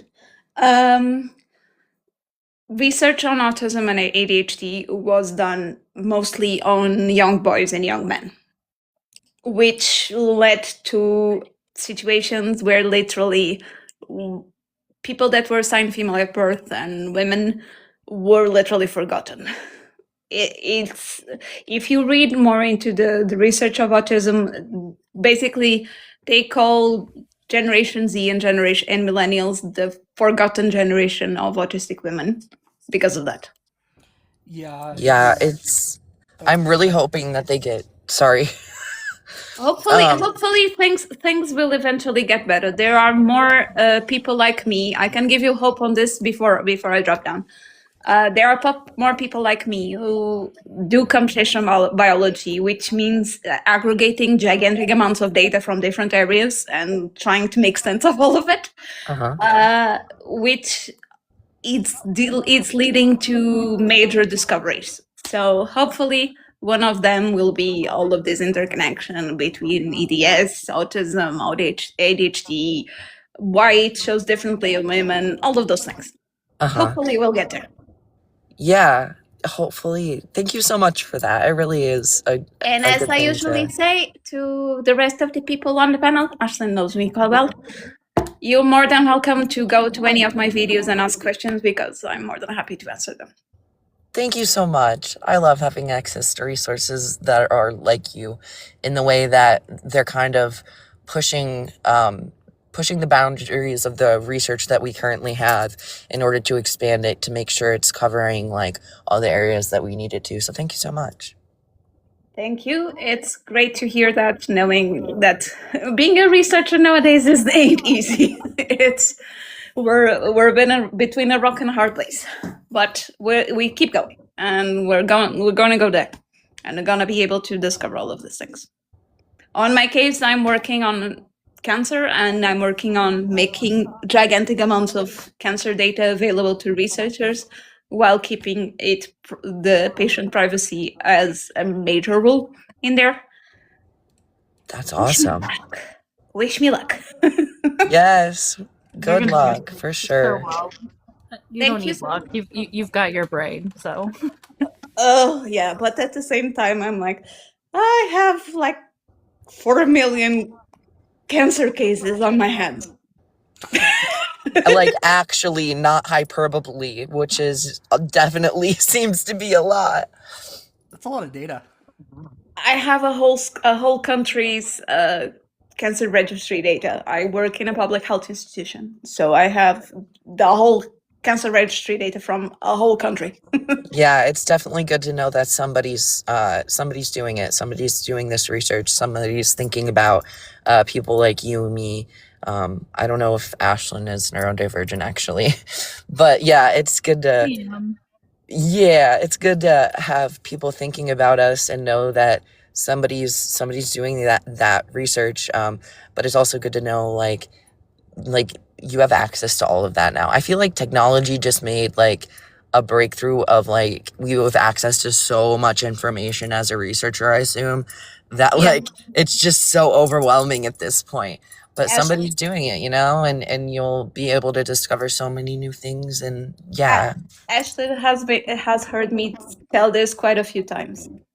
I try to remind people that while a lot of AI is really, really, really bad, there are good usages of AI. There are people like myself and my colleagues that are trying to do good usage of all of these algorithms and these tools in a good ethical way for the benefit of people. And that's what we try to do. It cracks me Exactly. up knowing like some of the funny things that AIs like just completely fail at. Like if you ask it for the seahorse emoji, it just freaks out normally. At least it Did for you a while. guys? Sorry, I got excited, so I interrupted. Did you guys see the thing on X where people were asking Grok questions about like Trump in a picture with somebody else, and they're like, "Hey, Grok, remove the pedophile," and then it just sorry, I should have said that on live. You know what I Just mean? remove both of them. And it just gets rid of Trump. It's so good. That's been such a good source of entertainment for me recently. That's what happens when you create a gigantic statistical machine and don't control it. Yeah. Exactly. Musk will bite his own ass quite a few times because I don't like this kind of development, which is like, oh, we'll see what happens. No. Yeah, What it's got to be happens is people controlled. putting people into danger. Yeah. But if it means putting Musk into danger, yes. Yes, do that. like what happened when Sam Altman released Sora, where basically the first set of videos were a lot of people just putting Sam Altman in the worst situations possible. We gotta find some fun in that, you know? Yeah, literally, the guy was like, "You just created an app for people to put you going down the drain, being Right. beaten by people, falling down the stairs, like a bunch of abuse." Yeah, and to make my stance clear as well, like especially because of the water usage and such, I think AI is very important, but it needs to be highly controlled and only used as a tool in settings like yours, where you're using it to do work with statistics, algorithms, stuff like that, where it's actually helping like research and science and medicine and like the well-being of people. And then we wouldn't have a problem with AI using too much water because not everybody would be using it, you know? So that's where I Also, stand as well. I am a major defender of optimization. Optimization does not mean using more water, more chips, more servers, and stupid things. It is looking at that mathematic and make it more optimized, so it's more environmentally friendly. It runs on less wasting things. I like that. I think that these companies literally are just burning money because they're not investing on what matters. I agree. I think that it actually could be worse if they were like clocking the chips. Like I have a pretty extensive knowledge about computer chips, and a lot of the stuff that's used in like servers are pretty well optimized for power efficiency. Thankfully, a lot of them you could run much faster, but it would consume like twice the power. So yeah, but they still overclock a lot of those chips, and they still make them have half the expected life of that they would have, and I think that's bad. It's like what happened right now with computer parts, of all of them becoming more expensive, which means, again, excluding the large majority of the world who doesn't have economic power to reach that tech. And I have a gripe with all of these companies. Literally, to begin with, I hate Microsoft because Microsoft keeps trying to put Copilot on my computer. I'm like, no, please stop trying to copy medical data. Which is really, really annoying. Just run Linux. Problem solved. No, I don't know if you have to use Windows for your workload. I have to, because unfortunately one of the major servers, I do work with researchers that are not computational biologists. One of the major servers does run on a Microsoft server, so unfortunately I have to. That's rough. The thing is that I still value usability over me getting bored with things. So unfortunately, I have to bear with it so it's usable for the physicians and the decisors that use the systems that I built. Yeah, no, Linux is definitely not the easiest. It's getting much better, but it's still like something that hasn't like pushed mainstream enough to like expect people to be able to use it within like professions outside of like certain professions. Yeah, there's quite a few distros that are easy enough, but it's the thing, like physicians nowadays are so overworked that you cannot expect them to learn new operating systems just because. There are some caveats that you need to just swallow and go forward, basically. Well, love chatting with you guys, and I will need to go back to my cooking. I'm making my dinner. Love you all. Thank you for coming by. It was nice to see A you. beautiful day. Yes, thanks for coming up. Enjoy food. The foods. I'm not gonna lie. During that conversation, I went all the way to Dunkin' Donuts. I'm now back. I was just listening in. Yeah, I'm currently eating, so I don't want to be gobsmacking in the mic. Oh, I did the same thing. I went up and grabbed some chocolate, came back downstairs, and made I was my quesadilla at home, which is literally just a cheese stick wrapped in a tortilla. I was so scared you're gonna be like, "Hey, Izzy, what's going on?" I'm like, "Why aren't you talking?" I'd have to turn on the mic, and you just hear nothing but white noise as I'm fucking trying. You weren't driving while on live, right? Oh, absolutely not. No, Okay, I wouldn't do that. I would not do that. That's just ridiculous. That'd be stupid of me. Oh man. Keaton, No, but sorry, I need to clarify this. Did you say you're having a cheese stick wrapped in a tortilla? Yes. What's wrong with that? Girl dinner, that's all. They sell that at Dunkin'? Huh? Oh, no, I got snack and bacon, I got bagel, I got wake up wrap and cheese, and then I got a fucked up coffee. If I'm being real, you guys want to hear this one? It's 6 cream, 6 sugar, 7 pumpkin spice, and then 2 French vanilla. Well then. That's no sugar at all. I think it's literally just 1% coffee. I was going to say, they just put a drop of coffee in that. I'm just going to let you know. As It's someone who currently works at a coffee place while I'm going back to school, that is just a drop of coffee in that. I know, and I'm fully accepting of that, but it's way better than what I used to get, so it's better even if it's not. Don't ask me what I used to get. What did you used to get? Ah, Like the jeez, most why'd you have to amazing do that? Frappuccino? No. No, I used to get 10 cream, 10 sugar with 3 caramel and 3 mocha. That doesn't fit in the cup. They somehow found a way.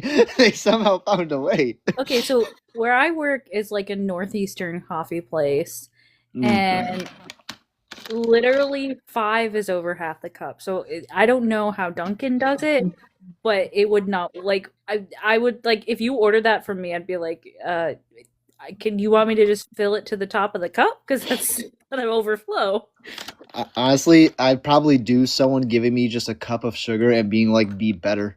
Like, I'd probably do that sometime. Not be better. Sorry. Yeah, no, I tell myself that a lot. No, but that, I don't know.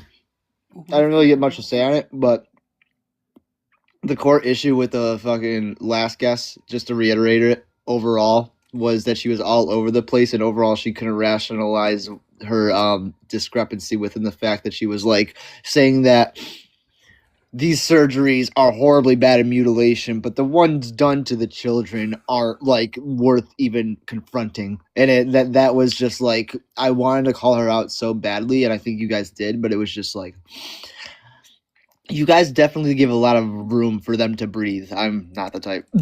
Well, the justification was a religious one. That's why I was trying to harp on it and see if she would bite, because it's always the people that bring up religion and then don't know their text, have no clue what it says, so they have to back off really quick. Because they've never read their religious book. They just literally, it's everything that their religious community says. They've never opened it. They've never studied it. They have no idea what's going on in the text. Like you heard her, she's like, is that in the Old Testament? It's like, she was so quick to be backing off from Christianity specifically. It was so He was like, evident. I didn't say that. I said religions. I didn't say Christianity. I didn't say that. It was so funny. Dude, it's like immediately, because you shouldn't, like, everyone can have their own religion, but don't bring it up in the context of a debate, because then it's going to be questioned. hold on. Someone says you've never read it either. Let's go through my room right now. I'm gonna turn on my camera. Carl. I was about to say they clearly don't know what Ashland's. So I have an NIV here. You get. I have. You're gonna get big screen. I have an NIV here. I have a NRSVUE. I have another NRSVUE. I have Bible Atlas. I have The Search of the Soul. I have Spinoza's Religion. I have works of Josephus. I have this. I have all of these. I have this. And I have a whole host of religious books and scholarly like articles and books on my computer, like tons of them. But you haven't read a single I one. want the Bible Really? says so bad. Yeah, but Dan clearly, is a god. Sorry. Clearly, Ashland, you haven't read a single one. You're not knowledgeable about this. Never. Never read it. I'm not. I'm not learning Greek or anything. High Koine Greek specifically. And you don't know any of it. It's crazy. Carl.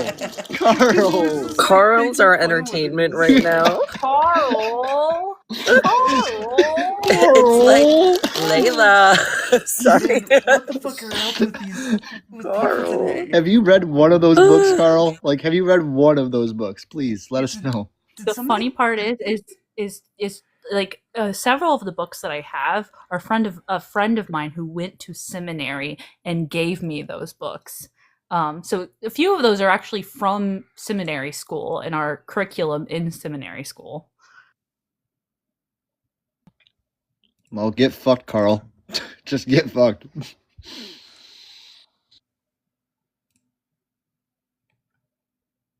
Now, don't get me wrong. I'm nowhere near Dalton's level, but I'm at least decently studied. No, you definitely sound it. Definitely way more studied than Carl. Yeah. See, now I just have the toxic trait of wanting to go through the comment sections and bully people, but like that's just not nice of me. I'm just gonna continue eating my wake up wrap.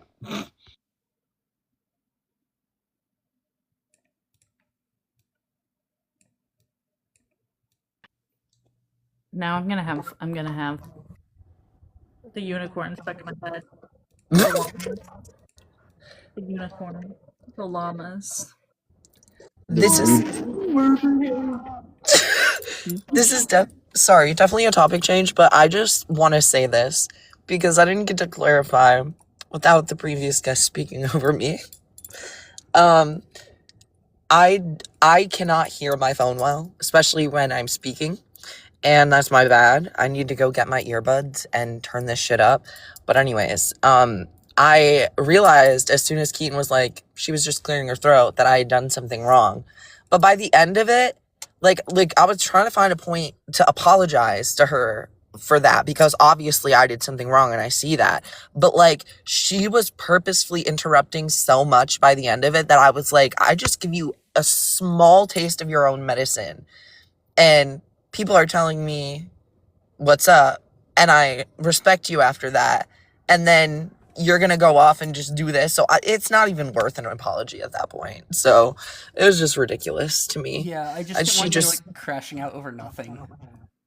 Yeah, that's so fair. But like when I was crashing out towards the end and just constantly muting and she was constantly unmuting, like that was warranted. Like I hate when guests interrupt, especially like educated panelists. It's like, you could learn so much, and if you couldn't, then other people could if you would just shut up for 2 seconds, Yeah, overall, like, I don't know, like, my thing is, I kept, like, having the urge to want to say something, and I did say a few things. I think I probably was a little bit of a rage baiter, I guess, from what I was saying, but, like, I could quickly take a step back and realize the actual educated people on the panel.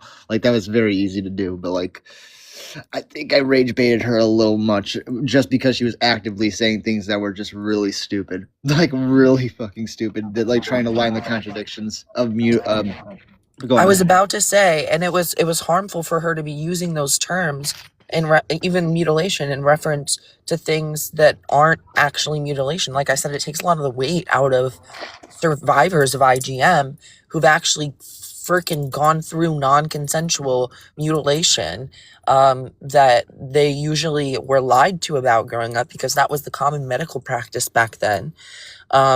And sometimes they don't find out until their adulthood, like what's actually going on with their body and that they're actually intersex. So it's just really harmful to be bringing that up. And as soon as I said it was harmful, that's when she started bringing it up, like, as much as she could. Dude, and I'm just like, shut the fuck up, bitch. It was like, she knows what she's doing. I like how she immediately proved my point of what I was saying before she came up, which is that people will take these words and just have shallow meanings to them and then not actually ever do research into what they mean and how they apply. She just, like, she fell in line perfectly. She was the perfect example of someone that's like the person I was talking about beforehand. I don't get how she fell into that trap of taking a word and then having their own means and thinking they can make their own definition of it and then just assert it. It was kind of crazy to watch real time, not gonna lie. Well, that's why I don't have a problem when it started to get hostile and being a jerk, because like the individual like was not here to learn.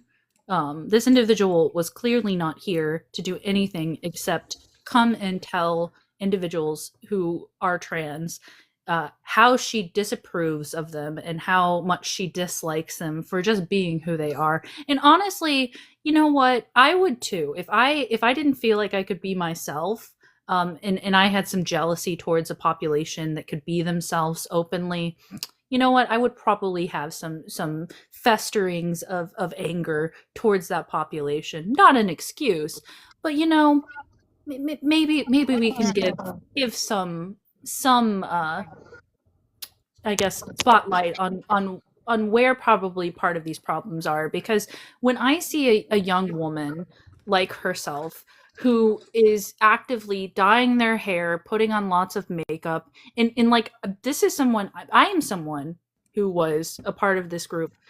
I didn't like myself. Like this wasn't who I wanted to be.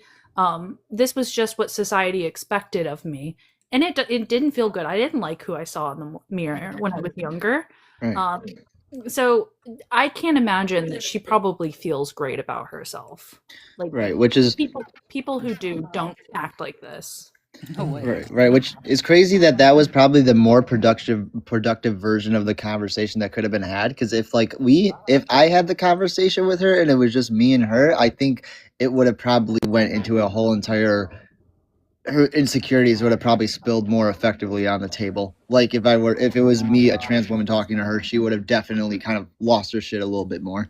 Mm-hmm. I don't know also if she realized, well, I guess I did point it out at one point that I was trans, but anyways, my voice, I'm typically perceived as just like a dude online, even by GCs, which is pretty hilarious because they always know, right? But anyways, yeah, Ashlyn, I just wanted to say real quick that you just perfectly like put into words, especially somebody who used to experience that, something that I've known to be part of this dynamic and just not been able to put into words myself. So thank you. And to be very clear, I am not saying that all women who wear makeup and false eyelashes are insecure. I'm saying that women who act hateful towards other groups, especially based on appearance, very likely have some sort of insecurities. So it's not, I just want to clarify, there is nothing wrong with wearing false eyelashes, dyeing your hair, doing any of those things. I am just saying it's really why you do it. Yeah, and well, the major problem is that it's a key insight though when an individual is doing these things to such high degrees and then turning around and being hateful towards a group with virtually no justification. They said some religious stuff, but I doubt they know anything about their religion. They don't have any grounds or justification for it, because if you're going to like go off on someone and just be hateful, and just say it's my belief, like your beliefs do need justification. Like, I don't know why people think that they can just have beliefs and think that it's okay if their beliefs are like be hateful towards a group. No, like that's not how it works. And from what you said, at least the tone of like the little bit of respite we can give to them in senses of like the way that I see it, honestly, is these people had this idealistic version of what a woman was instilled into them, and then there was expectations that were expected out of them, and if they didn't fall in line with those expectations specifically by parents or by society, then they were judged, they were bullied, they were thrown aside, and like basically they felt the need to align with those stereotypes to give off a feminine presentation. And that is definitely a pressure in this society, but it's a pressure nonetheless that like can be worked through and deconstructed.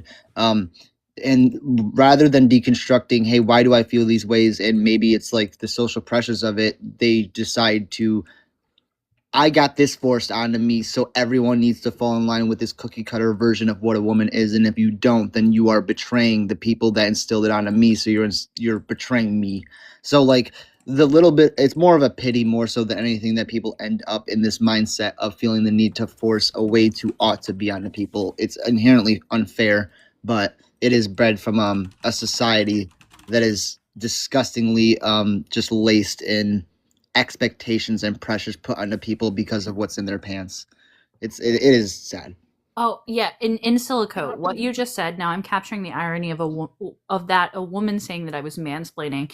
This is a portion of feminism that I actually don't really like to call feminism, but it is kind of feminism, because there are certain subgroups of feminism that I found that are really toxic, like gender critical individuals. It's like intersectionality feminism is like the what I would call like real feminism, because it actually embraces the definition. But that was giving very much so toxic feminism, where women's spaces, mansplaining, they get these ideas from the internet of women, saying like, hey, men, stop doing this to us, and then they use it to actively harm individuals. And it's like, that's not what this is about. This actually Also, like, yeah. There's a really good point in my favorite debunking transphobia video where he's talking about what we use in like day-to-day use of like sex versus gender, and he basically says that we never use sex. It's only ever been gender identity, and it's those who fit and those who we make fit, and that's how it's been historically for a very long time. It's never been like accepting. It's been, those who fit and those who, we're gonna forcefully make fit. So Also, if she lost her shit and was saying mansplaining to Silico, if I was having the conversation, she would have. I just have a mask. If I was having the conversation, I have a mask voice, so she would have absolutely been fucking off the walls. She would have been fucking Kim Jong-un threatening with nukes. You get a nuke, you get a nuke, you get a nuke. It's crazy as hell, yeah. I don't know. The thing about, again, I respect about you guys is you actively give them seconds to breathe. Like, for me, like, I feel like, I don't know. It's just one of those things. So as soon as they start bringing it up, I really want to just be like, well, this is stupid, this is stupid, this is stupid. But I'm like, no, we need to hear their point of view out. But her point of view out was bad. I just want to give them enough rope to hang themselves with. Like, that's the perfect way. Just they need to you need to give like somebody enough leash so that I can backlash on them. Because otherwise it just doesn't get anywhere. It is really just a strategic amount of letting them talk. Like, realistically, I ideally would be able to do it without, like, I do need to hear their opinions to make them, let them know why their opinions are stupid. Right.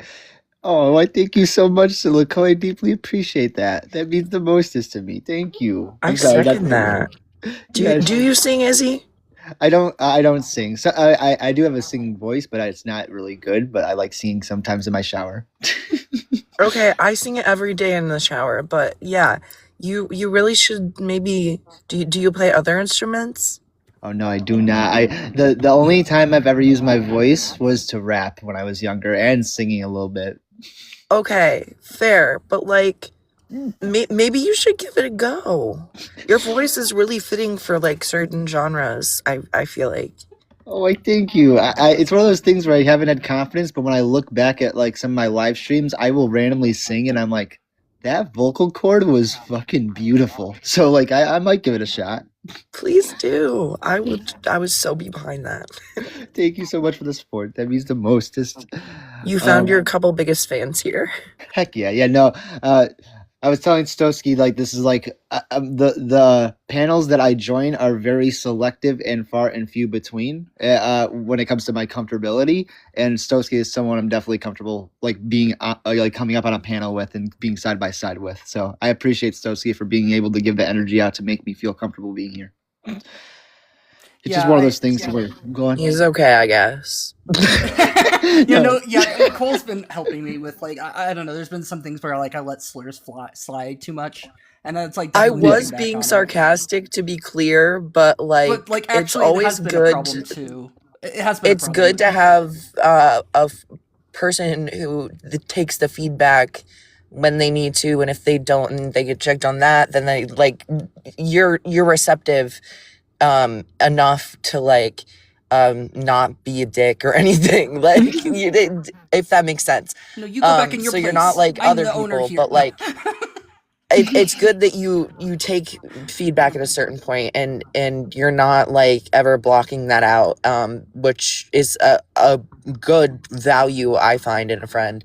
So yeah, I was being sarcastic, but like if something genuinely is happening, just keep listening and being receptive and changing things as you need to, and we'll be good, you know. I always have kind of seen you as somebody who's like extremely truthful, like not having a filter, and that's kind of a good thing in a lot of ways. I mean, society sees people without filters as bad, but when it comes down to friends, that's what you really need. You need somebody who's able to like look at your life and be like, "Nah, man, you're fucking up. You're fucked, man." Like I mean, you need support there too, but like it does help having somebody just to be like, "Nah, man, you're screwed." I hope I don't come across quite like that, but yeah.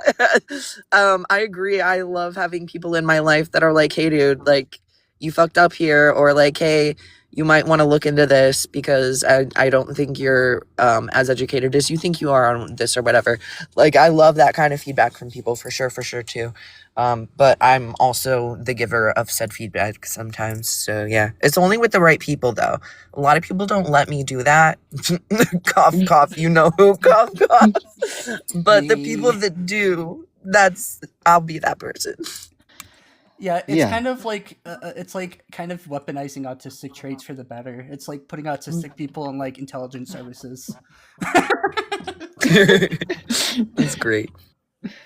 Yeah, but yeah, no, I mean, I'd want to like try and debate someone eventually. Like eventually that comes up to see, because like I'm not sure. I'm very I am confident in my stances, though I am at the same time insecure in the fact of how they come across. So like if I'm up on a panel here and maybe like I have like if there's something where I step out of line to an extent, just obviously feel free to like hammer it down onto me, because I want to make sure that I'm being fair to the guest, but also saying things in a way to where it's like actually being understood. I know that's vague as fuck. No, that makes so much sense to me. Absolutely. I was gonna say, like, I'm very much the person, I don't know if it's the ADHD, maybe I should probably actually, like, I have two medications for my ADHD. One helps with norepinephrine and other helps with dopamine. But the norepinephrine one I take every day, but my stimulant for the dopamine I don't take every day. I probably should take it more often, because I'm like, squirrel, and then I just interject, or I'm like, wait, hold on, I don't want to hear your whole like response yet. I need to respond to this one thing so I don't forget, and then you can move on to the next point or respond to me or whatever you want to do, you know? But like, there's another friend of ours, Amy, who sometimes has been up here a couple of times, but like I know that she wants to start working on debating, and so I just want to like give her the space, especially like myself muting up, but also like making sure that if possible, like with the last guest, it really wasn't possible to keep up with the muting. So hopefully it's a guest where they just listen more, even if they completely disagree. But usually, even sometimes when they are interrupting some, like they'll listen to the whole like stop interrupting spiel, you know?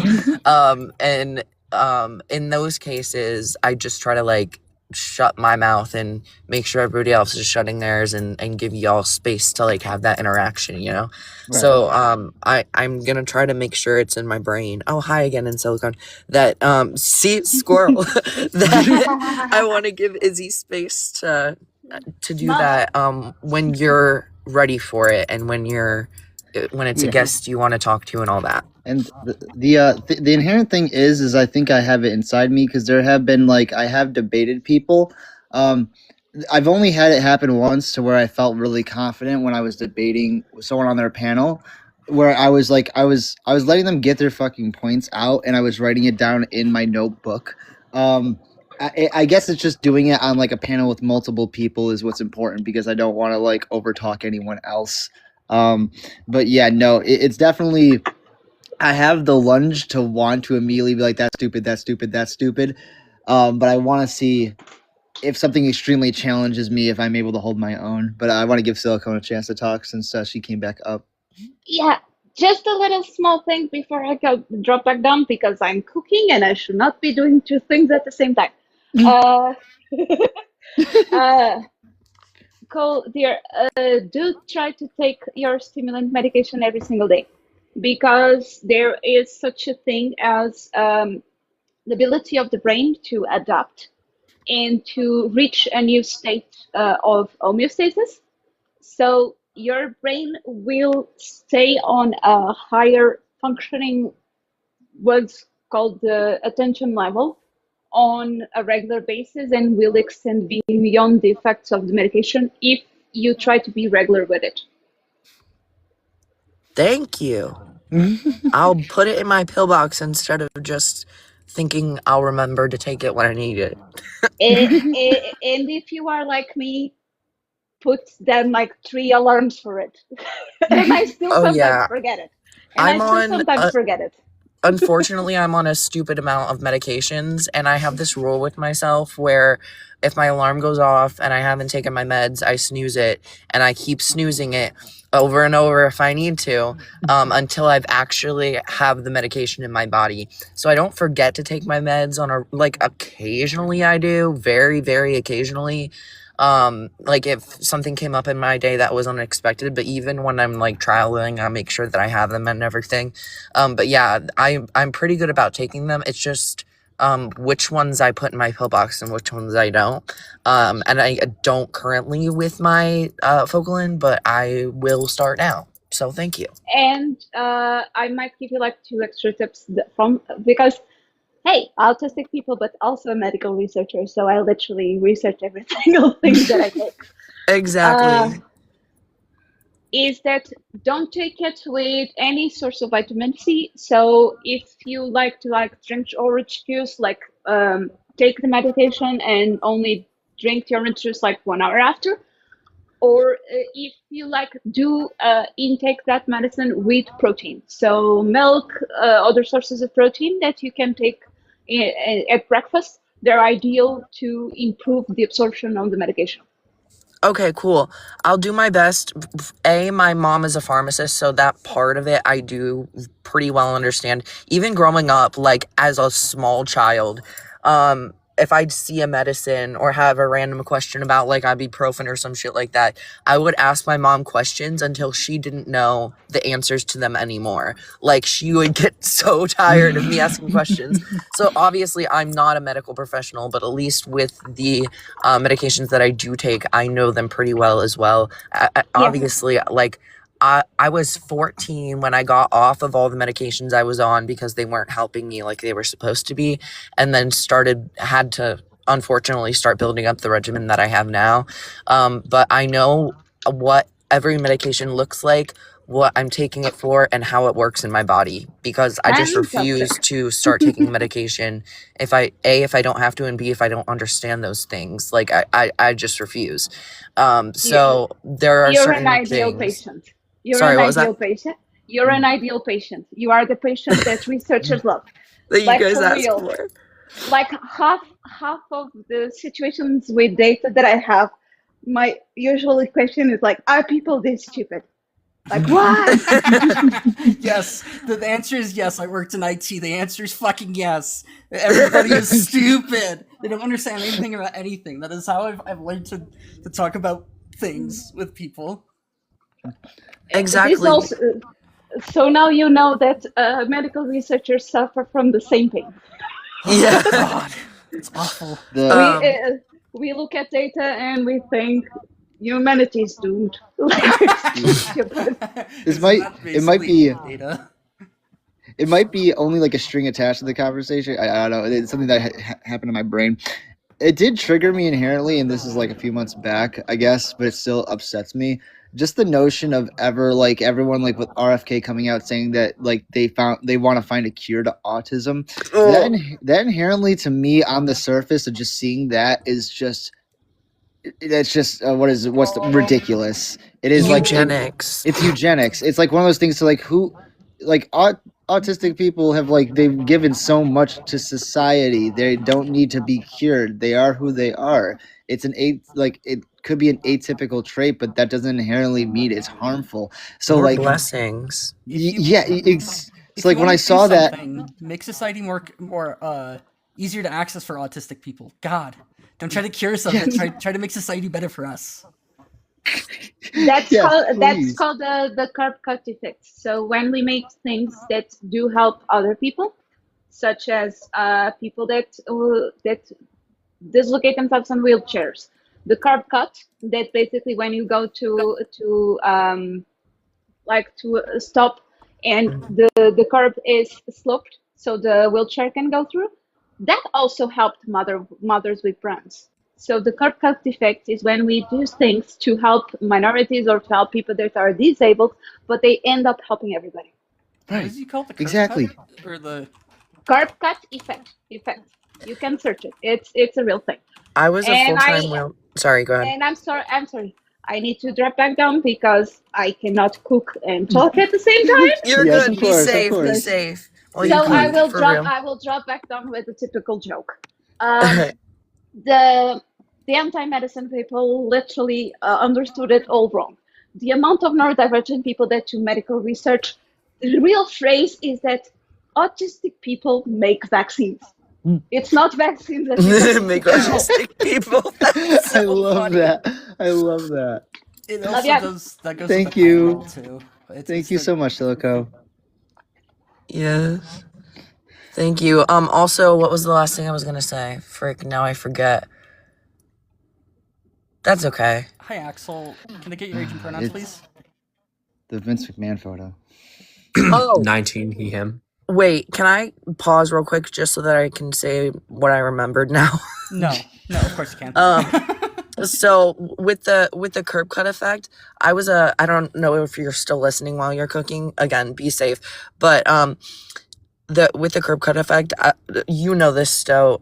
I don't know if Ashlyn knows this or not. I was a full-time wheelchair user for 10 months on a campus, a college campus, living on campus, where it was just like the curb cuts had these giant, like, immediate, like, multiple inch like gaps and cracks in the sidewalk and all this shit, and like not even ADA compliant because they got that stupid "this building is old enough so you don't have to listen to ADA" thing signed, where the ramps are like super steep and all that shit, and there's a bunch of hills up and downs and all that. So anyways, I was also secretary of DEI on student senate when I was in college and a wheelchair user, the only wheelchair user on campus.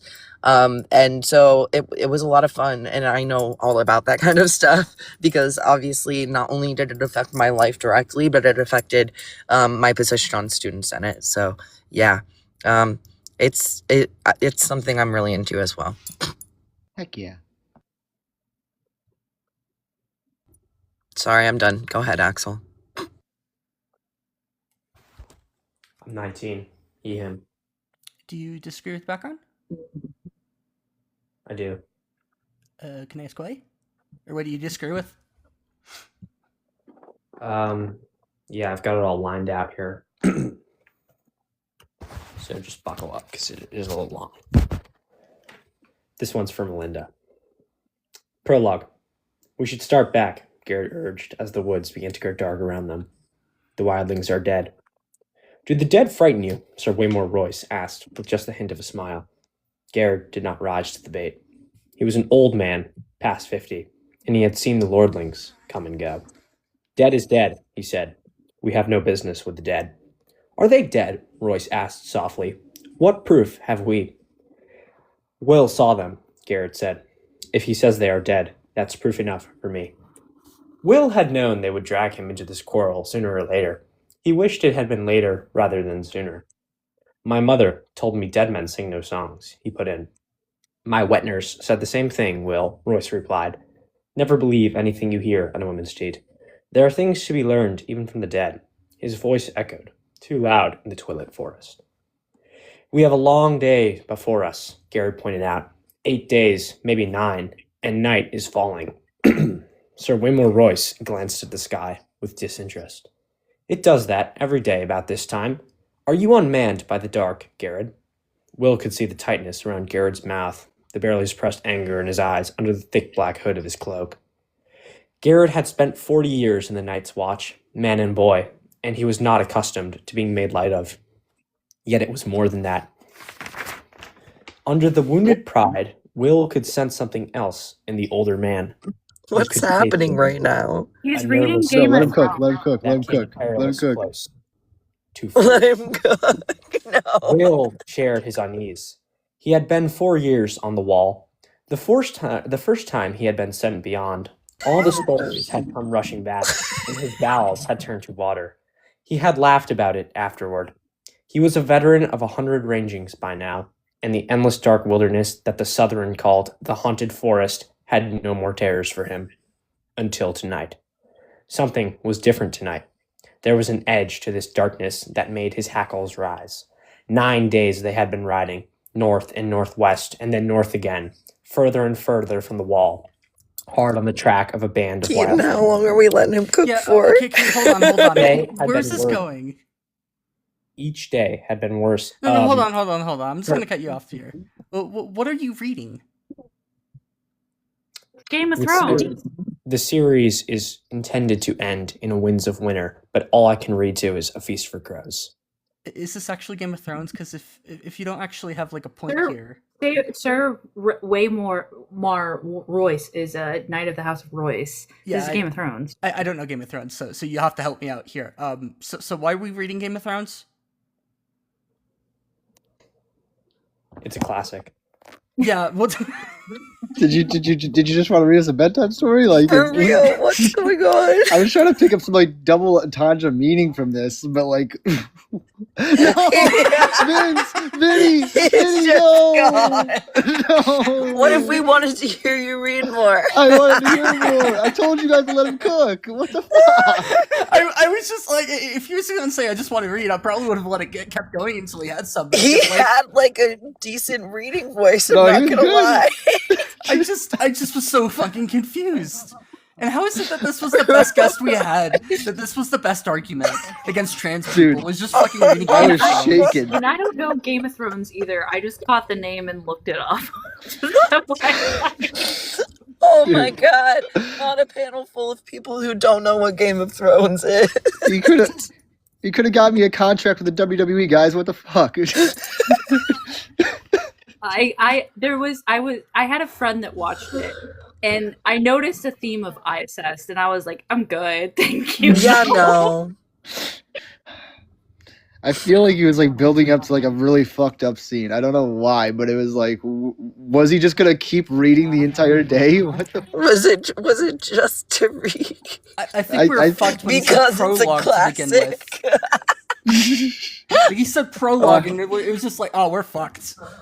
Oh, hi, Salad Snake Kitty. It's beautiful to see you. Thanks for the heartbeat.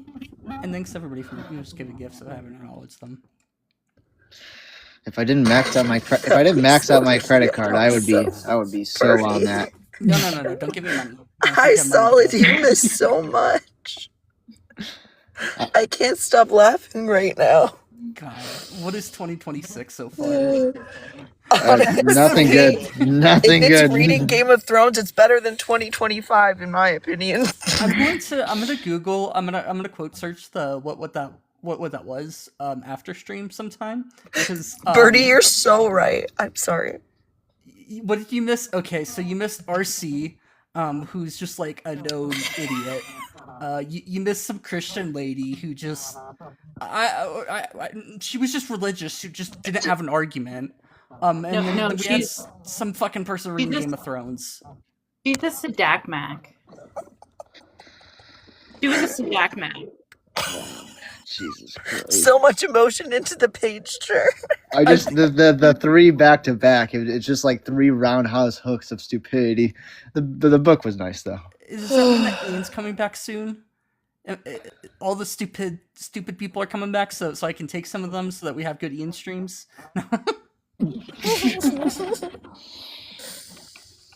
Also, you missed something on the RC thing. He said a slur and you didn't exit. Oh, Yeah. I exited. I managed to pick it up later that I saw that. Yeah. It's I upsetting. didn't I feel actually like recognize RC. I was like, why does this ring a bell? Like it rang a bell in my head, but I wasn't sure. And then you said it. I'm like, oh, this all makes sense now. Yeah, there was only like 2,000 some followers, so I didn't think it was him because I thought he had a lot of followers. Maybe his account got banned or something and he had to start over. Wouldn't be surprised.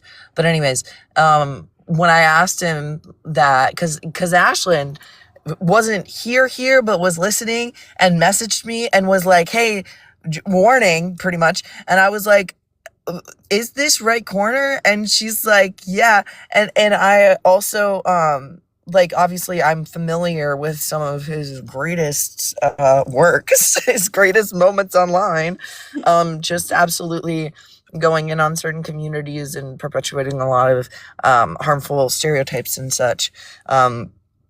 He's something else, honestly. He's a piece of work. But yeah, and then I came in and I was like, wait, let me just verify with him. And then I said, yeah, we need to be careful platforming this guy. And that's when it started to devolve. Because he realized we knew who he was and what he said and done. It was ridiculous. Well, thank God you guys caught that, because I was like, let's have a good faith conversation, and then like then he brought up like rap music as like a couture, and it's like, okay, where are we going with this? Generally, what I do is Yeah, he pivoted off of that again too later. Sorry. And then I just went back to it later to be like, dude, this is not how music history works. It was so funny. I'm tapping the screen. Give me a second.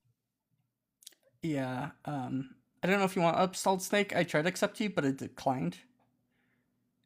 So I sent you an invite. I don't know. Yeah, I was just so generally when I have debates with people, I start out in good faith, but then like I just gauge what they're saying, and if they go downhill, I will go downhill with them. I like Ian's approach to dealing with flat earthers. You just say the more absurd shit that they're not saying.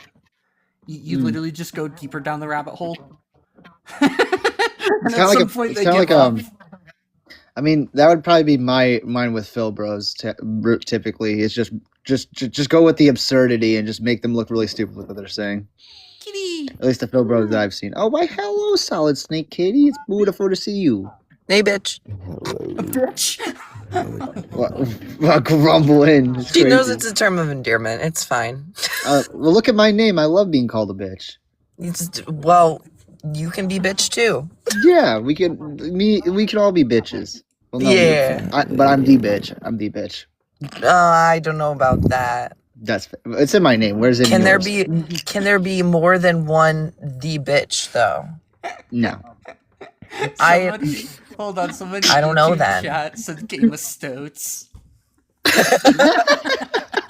We need to do like a spin-off edition in reading.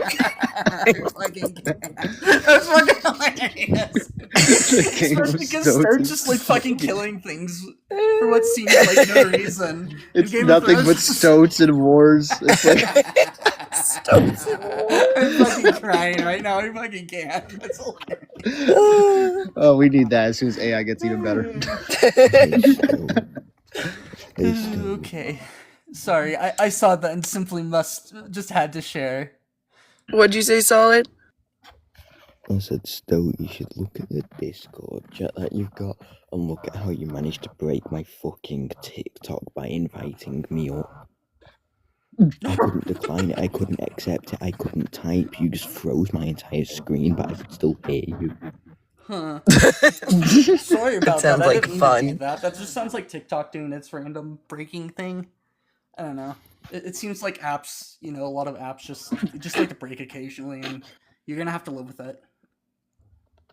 I blame you. Okay. I blame TikTok. It's their rap. No. Let me up. I tell you why you shouldn't. Are you Well, request. Yo, those eyes a little too they are close. requesting. Where's Cuties, heck? I feel like we've had user up before. Hello? Hello. Could I get your age? Can we get your age and pronouns, please, for TikTok? I'm 22. And I'm a male. I'm a him. Him. Okay, cool.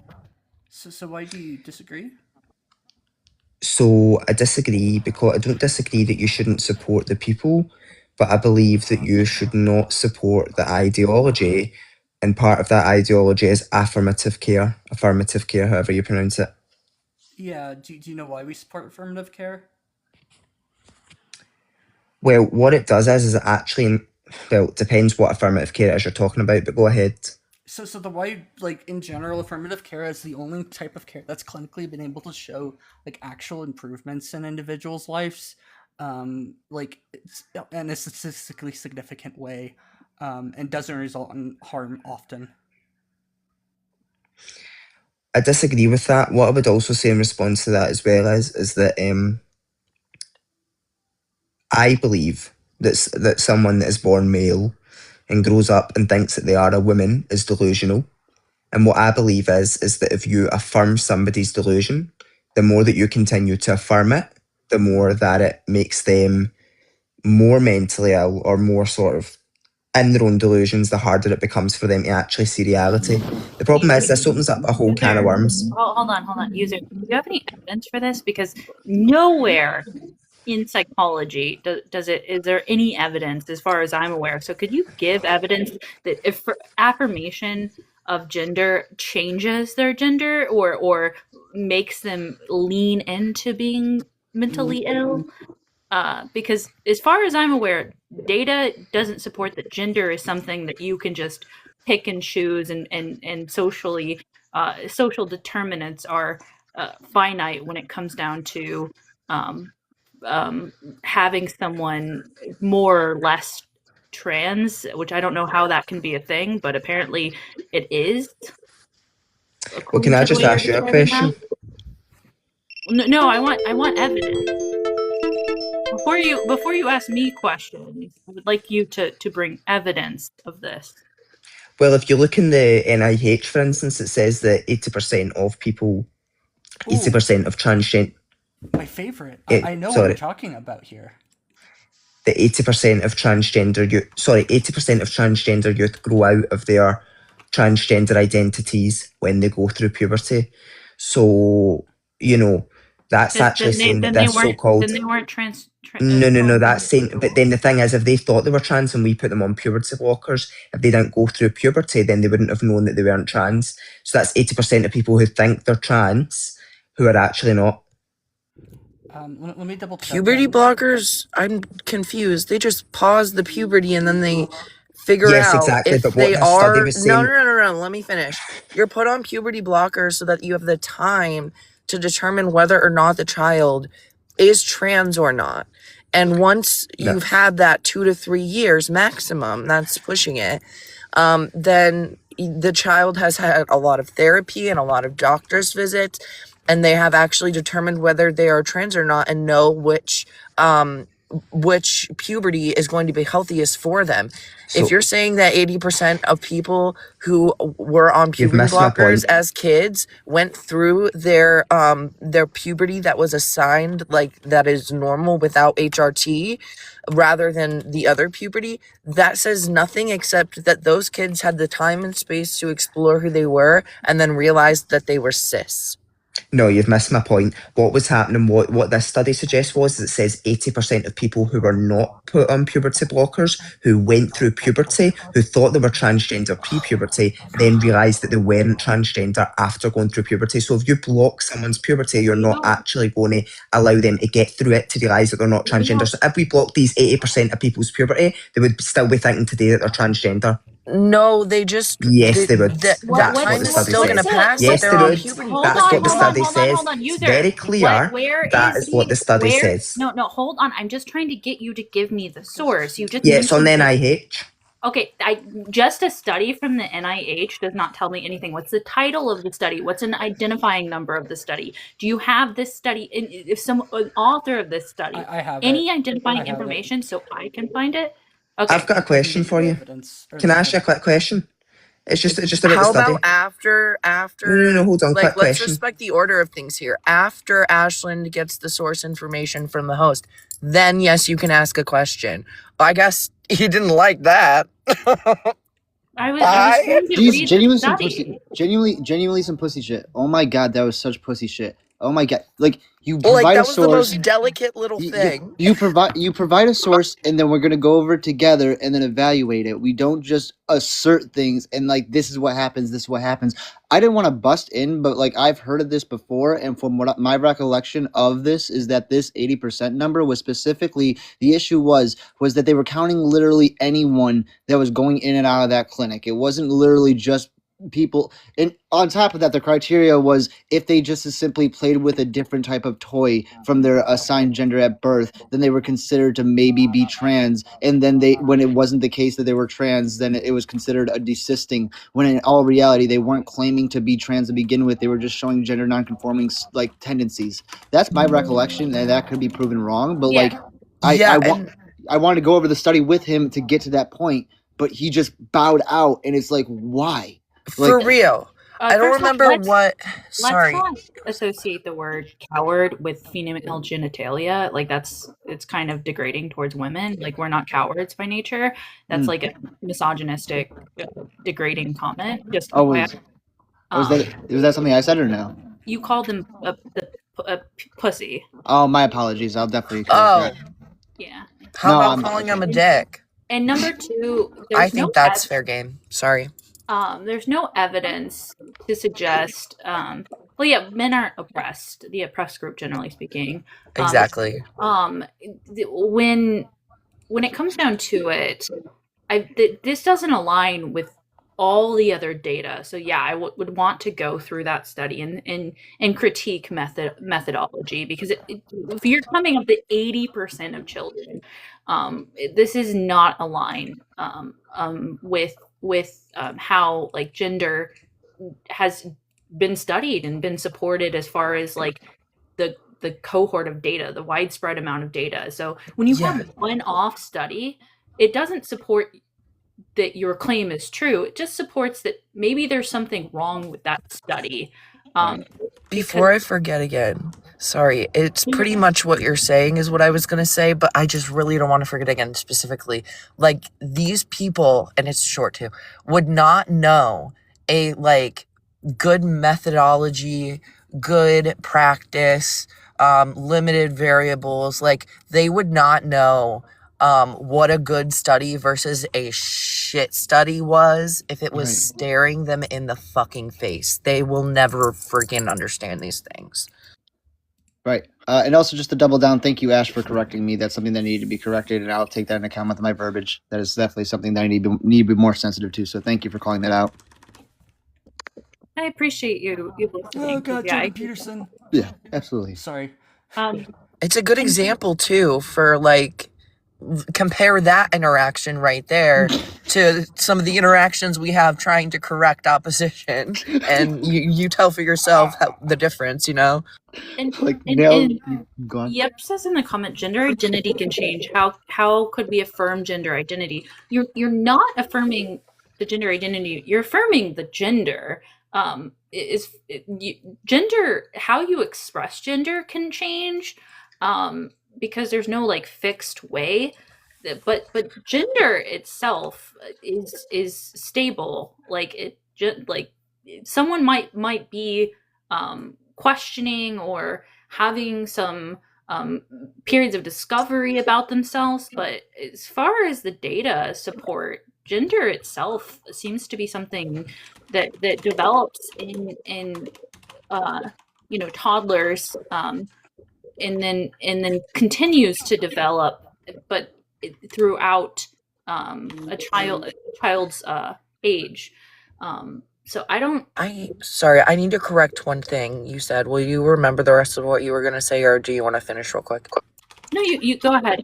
Okay. I didn't know if I said anything. It's okay, because it's not a big deal, but gender fluid people, we don't want to obviously erase them. The identity of being gender fluid is something that doesn't change. Like, these people know that they are gender fluid. That's the part that's stagnant, to be clear. But the fluidity of their gender, and I know you weren't asking genuinely. I've seen you in the comments before. I know you are not being genuine. But to answer you genuinely, those gender fluid people will usually have, like, I had a roommate back in college, one of my best friends in that time period of my life, who was gender fluid and would wear wristbands that would be different colors depending on like what pronouns they wanted used for them. And they like came and told me about that so that I could respect and affirm their gender identity, even though it was changing, quote unquote, because it's fluid for them. So yeah, I just wanted to correct that part and make sure that we're not erasing them is all. I apologize. Yeah.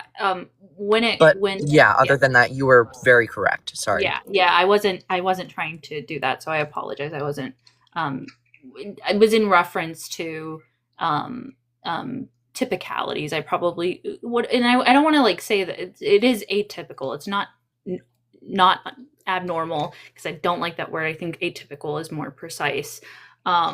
In individuals with, I think even with gender fluidity, I actually, because they're so under research, like you said earlier, and I love that you talked about that, that type of understanding of their own gender typically is consistent as well. And it's not necessarily changing gender, they're consistently gender fluid.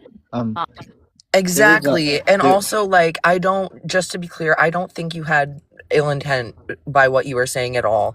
I just wanted to make sure that we weren't kind of accidentally having this erasure happening. So I appreciate you like listening and everything, and I do get what you're saying as well, as that like the identity of being gender fluid is stagnant. It doesn't change, which is how we can kind of refer to that identity as unchanging, if it makes sense in a way. So it can be kind of spoken about in that way as well. Anyways, sorry. Oh no, you're perfectly fine. My bad. I did see. I've been hanging out in like non-binary and like more of that gender fluid like streams as of recently, and I'm trying my best because I am of the similar nature to where a majority of my research and my energy has been posited on the binary of like trans women and trans men. A thing that helped me understand it, even though it's not really sexuality and gender is not like the same thing whatsoever, but this helps me get it a little better in my brain for when it comes to gender fluid people. The way that it was described to me, in a sense, it's like, do you know how someone can be like bisexual? And like throughout their entire life, they have that thing of bisexual, but they feel interspurtants of like more attraction to men or more attraction to women at different periods of their life. That is a way that was posited to me, and I hope that I reiterated it well. But basically, it's having the gender identity that is not a part of the binary and is kind of just going back and forth is an umbrella term within and of itself. But yeah, no, that's the way that it was described to me, so I hope I reiterated that well. I like that, because I've always thought of, and correct me if I'm wrong, as far as like non-binary individuals go, that they're more how do I say, they're both, and they're how they look and feel, but it's not just both. They encompass the entire spectrum of gender. Or there's individuals who just reject gender. There's two, and probably more. These are just the main ones that I've kind of understood, and they express themselves and freely, and have fluidity is like a really good term, but I don't want to say to be like repetitive fluidity. Right. But I really like the way that you said that it's kind of like a bi individual, because I'm bi myself, so I can really grasp that. But I think that it's difficult for, especially me as a cis woman, to understand this, because I've always, remained consistent and only saw myself in this one category. So to see like the rest of the colors of gender kind of expressed and explored, and to be a consistent identity with that individual is, I think, is honestly really cool. And I can't imagine that there's other ways that this probably plays on how they view and think about the world as well. Right. And I think a part of it plays into not only it's like kind of the culture of the trans people on TikTok specifically, or how they're talked about, is that everyone feels this snap judgment need to comply to the opposition to an extent, to include have a huge focus on the biological aspect of it. So that's why a lot of our research, or at least the streamers that I've seen, the ones that get big, focus on the biology of it. And that kind of takes away from like not saying anyone here did that, but like more so just the social aspect of non-binary. And I think what's intrinsic to the trans movement in it of itself is that we should not be putting we should not be presupposing brain states on the people, and we should not be like setting regiments of like how people ought to work. And I think like non-binary people get to that goal of like the main point of it. I think we're just kind of getting lost in trying to have some rationality for the opposition to get, but like a lot of the opposition clearly is being purposeful with not wanting to get it. So that's why we're kind of in a loony state right now. Sorry, can I comment on a couple things as a non-binary person who has a special interest in sex and gender? Oh, my apologies. Yes. It's okay. I just wanted to like say that because it's relevant. I feel like I don't get to talk about a lot of this very often. So there is such a thing as sexual fluidity, which is probably the best analogy, especially for people who may not be straight, but who are cis. To like try to understand if that makes sense. But I mean, Ashlyn also mentioned like you're a cis person, you're never gonna understand what it's like to be trans at all. And like my sister, for example, as a trans woman, it's never gonna understand what it's like to be trans non-binary. So it's like but analogies are also cool, awesome, helpful things. And I think that that's probably the closest analogy that you can ever get. I think people might experience sexual fluidity more than they think. Like, it's not just the state necessarily of like, because being bi-gender is different than being gender fluid necessarily. So it's not just the state of like having both genders. It's the state of like, if you've ever been through a time where you're really into girls over men for whatever reason, and then another time that you're really into men over girls, if that changes, that would be sexual fluidity, which again, like, I think is the best analogy, because sometimes people who are gendered fluid, I don't particularly identify with any. Sorry, I feel like I need to explain this real quick as well for context. I don't particularly identify as gender fluid or any other specific term underneath the non-binary umbrella, because the whole reason I came out, 5 years ago now, was so that I could rid myself of like she, her, he, him pronouns and expectations to fit into any specific, like, even if it was like, for example, like bi-gender, I don't want to have to say androgynous all the time in my presentation, or always be referred to that way necessarily, or in that like light. And I purposely don't identify with a label because I know it could change somewhat for me. So if that's any context. So like, I experience fluidity within my gender. I'm confident in saying that, enough so that like, I don't want to stick with any one label.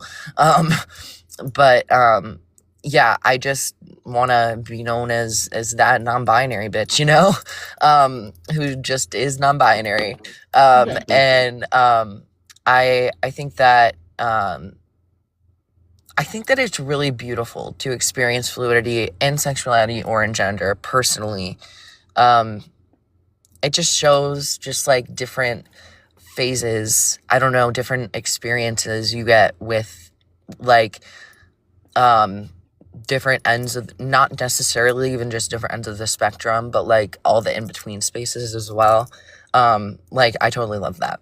And I know in between spaces is very vague, but so is this social construct that we have that is gender. So there you go. That's my 2 cents. Thanks for letting me ramble about it for a minute because I love getting to talk about it and think about it in different like contexts. So yeah.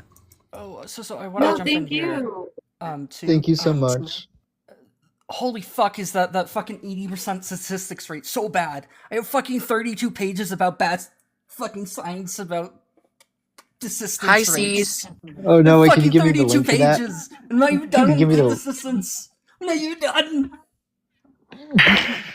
It's so what's bad! what's the link to it? Like, what site is it on? So I posted in my Discord, but like... I was Okay. about to say, yeah, I think you're in the Discord, right? So you have the link to the notes. Oh, bet. Okay, cool. It's so fucking bad.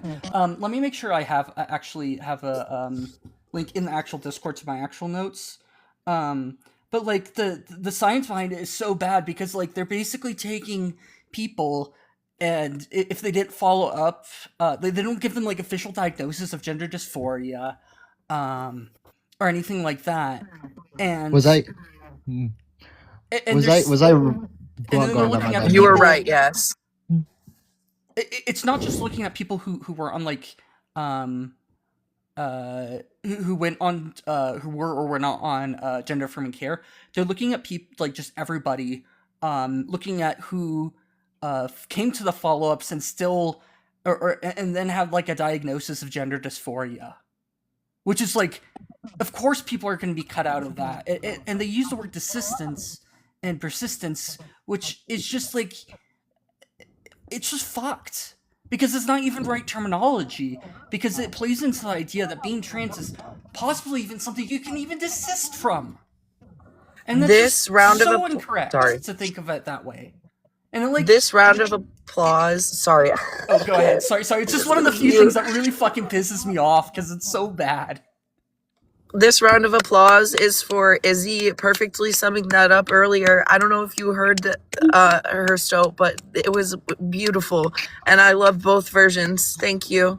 Yeah, Thank you that's so all. much. I appreciate that. I'm surprised I had a good memory of that, but like I just remembered the absurdity of it, the absolute absurdity of it. Oh yeah, I see it right here. The fucking one you posted 359. I'm gonna keep that because That's not even my full notes. Let me see if I have it in a pinned.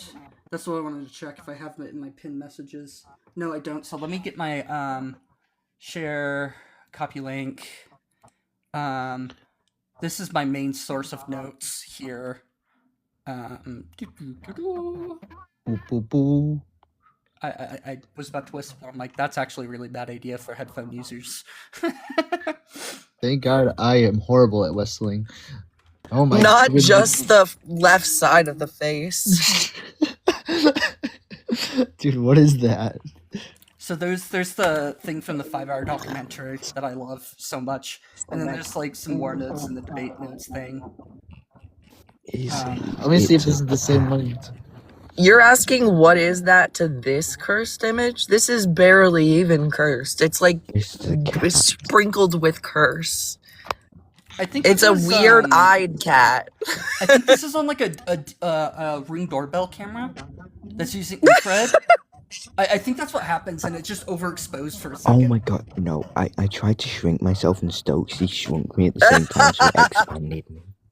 Whoa! Oh no, what is this? What is going on with my It was too small, now it's too big. That's what she said. Sorry, I had to do it to myself. Yeah, let me Look at the pin tiny this to picture. my things in general. Dear so that- Lord, oh my God, Jesus. What, my notes? Oh my God. You should I see love the initial video. reactions to that. Hey, Mary. It's a really good video, and it's done by somebody who kind of like, I don't know, had like a very similar like see. I wanna start see if to this- like getting into trans people. Like it's Wait, these are the notes I did. no. These are my notes. Oh wait, Oh, is this? You sent my notes. no? Did I not? Did I send your notes? Hold on. Wow. No, I've seen this video though. So I've seen this there's my video before. debate notes. And then there's these ones, which are. Did I accidentally send? The debunking transphobia. Oh yeah, no, I have my own notes too.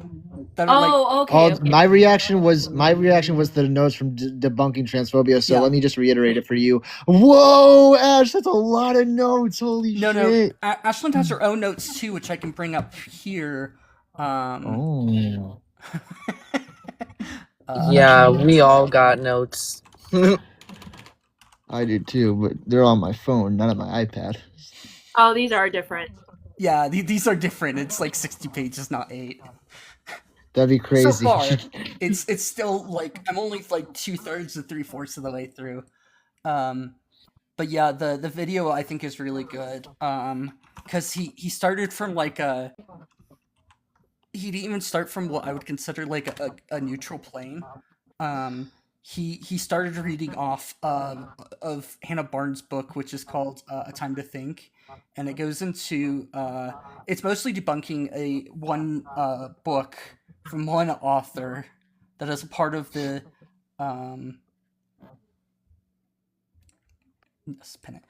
sorry. But while doing so, mind you, gets into this whole like pyramid scheme no, of these are mine. transphobes. It's wild. These are this is okay. This is mine because I pulled mine up. Mine's 77 pages long too. This is from my Google Docs. I think. Did you do edits on it? No. Yours are different. Yours are. Let me go find yours. I know we have similar notes, but no, these are. I started this from the beginning on my own. Drive. I can't attest. I don't want like I believe that they're very similar for sure because they're on the same shit. Here is, but like this is. I've been around when Keaton's like I've watched the videos for like another couple hours and worked on notes for chapters, whatever to whatever, you know. So like I do know that he put in the work too. I don't doubt you both did, you know. No. I'm not saying. This is a copy I made at least on because I did a copy of your notes into my Google thing in case you pulled yours down for whatever reason. These are your notes. They are 9 pages long, but they are also very good. I think yours is a lot more like actually reasonable to go through. Not us taking forever to pull up stuff just in your 66 pages of notes when guests need sources. It takes a second. Yeah, I have mine are quite extensive. No, I have I need one to go that's through. I have two. I have one that's 9 pages, and then I had another one as well. Yeah, because I think I shared. Maybe we haven't seen that one. Yeah, there's only, but do you have access to edit the long one? Because if not, unless if you have your own set of like huge notes that are edited as well. Because like I see like 3 people or more than that in my whatchamacallit, but like I only have the access to edit with this, which I might change eventually of like maybe offering suggestions to edit. Or like suggestions in the notes, and I still need to go through, and I need to go back to at least chapter 1, 2, and 3 and redo all those because I just wasn't taking as many notes as I feel like I should have during those. Yeah, I feel like if you do open it up, because I was thinking about this briefly, you could have like different people who are adding different notes to it in different colors so that you can like credit everybody for doing that. But I would go through it and just I'd probably do a copy of it just at first, at least, in order to just add things that I think are relevant and need adding, but there probably would not be much considering your notes are already 66 pages long. And I'm not even, they're 60, and I remember I did find I remember I don't need to have this anymore. I had the thing for the look for the collection of data that ends in a regret rate of 0.6 to 0.6%. I remember I put that in my notes. Yeah, I was watching it and I was like, that's a ridiculous number. Yeah, it's in chapter 16, Dissonance 3. and that's a fun one because that goes over like the good dissonance like statistics. Yeah, but a lot of the stuff that whenever like the NIH is mentioning like an 80% regret rate, it's just awful, fucking awful, the way that they found it. And that video goes through like a really good breakdown of and like an hour-long tangent about the authors of some of these, and why they're just bad. I love your section on sports. What? Everybody send solid migraine healing vibes. That's all. Migraine healing vibes. Solid. I hope you feel better. You deserve to feel nourishment in your brain cells. Do we have more question? I don't know. Do we? Do you have a request? Oh, we have 3 requests. Holy shit! Why do we have 3 requests? 2 of them don't have names. And Salvage is a friendly, of course. Hi, Salvage. Salvage is the biggest op out there. Hi, can I get your Asian pronouns? 18. See him? Do you disagree with the background? Yes. Why would you support? No. Why would you support such low people? Fuck them fucking tradies. And fuck you too. Is that the best? That's the best you got? Yeah. Like, what was that? Must have been a joke. There's no shot. There's no way.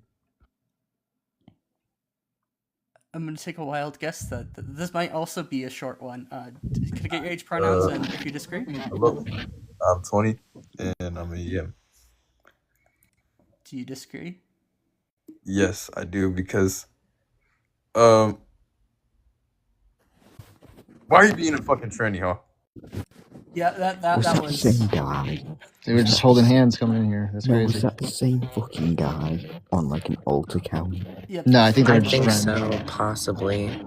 But it also, people just do that sometimes. So it could have just been a double occurrence too. Yeah, but even if it's a double occurrence, I got a screenshot of the thing Stosky now has the clip. So like that's an easy report. Indeed. Yeah, report them. Good on you. Like, I've learned also to mute myself when they're speaking because that's what happened last time where I got my fucking strike was because it echoed into my mic. oh no. Really? That's what it was? Yeah. Damn. I'm pretty sure that's what it was, is that it echoed into my mic, so their slur became my slur. Hey, And I'm like, that's Cole, fucked. Cole. That's just fucked up. Nah, that Yes? means Cole has to protect themselves as well by muting because Cole has a bad echo half the time. It's not me right now. I think it might be me. It's You know, actually Izzy right now, I think. You know, that's fine. I'm saying that typically it's Cole who has the low echo, and I'm saying, Cole, you need to protect yourself as well with that. I Do I actually still- think it's do you it's still you hear right it now, with me? Solid. I'm pretty sure it's you. Let me test it now. Or is it both of us? It's like when other people speak, there's the echo. Hello? Yeah, it ain't me. Is it still echoing right now? Hello? Can you hear me? Okay, no, it's both Cole and Izzy at once. Oh my god. Wait. Hold on. Izzy, Cole, and myself. I'm gonna mute. Solid, you unmute. Hello? Is there an echo? There's nothing. No, there's nothing. Okay, we're gonna invite Izzy. Hello? Hello? Okay, so Hello. yeah, you're echoing. We're Yeah, gonna it's unmute Izzy. Cole.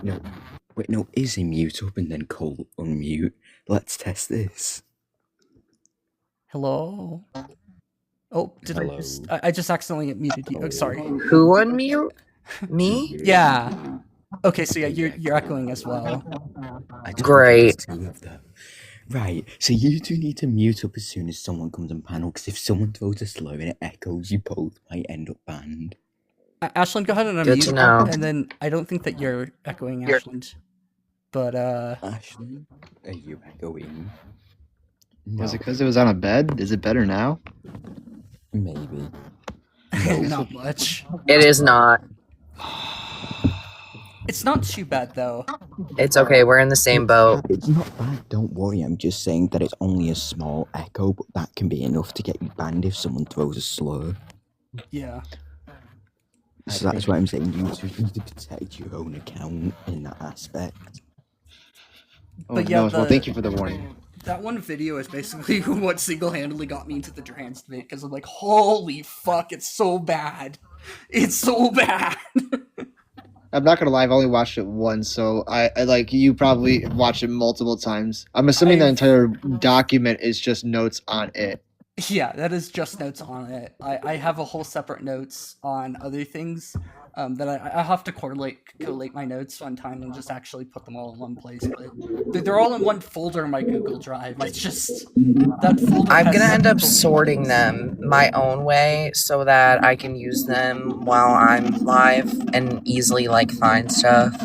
For me at least, because I know it's personal. Obviously, I'll do like a copy of it, but yeah, it's a lot to go through, even just the notes. Yeah, I think I will eventually sort them as well. At least into the people as well, because like when somebody brings up a person, it's really nice to be able to say, yeah, this person's a fucking idiot. And here's why.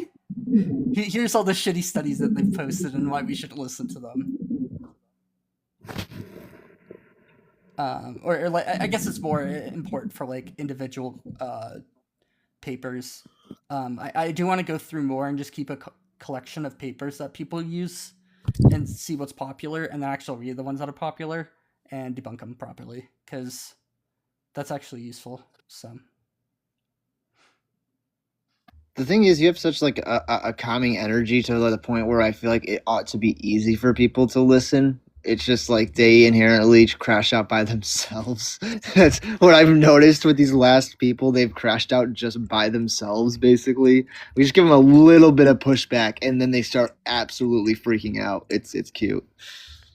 yeah, I would say I find that surprising that you think my voice is calming, because I used to sound like a fucking squeaker. I was like, hey guys, how you doing? Then again, I've never seen you. I haven't gotten the chance to gloriously see you crash out.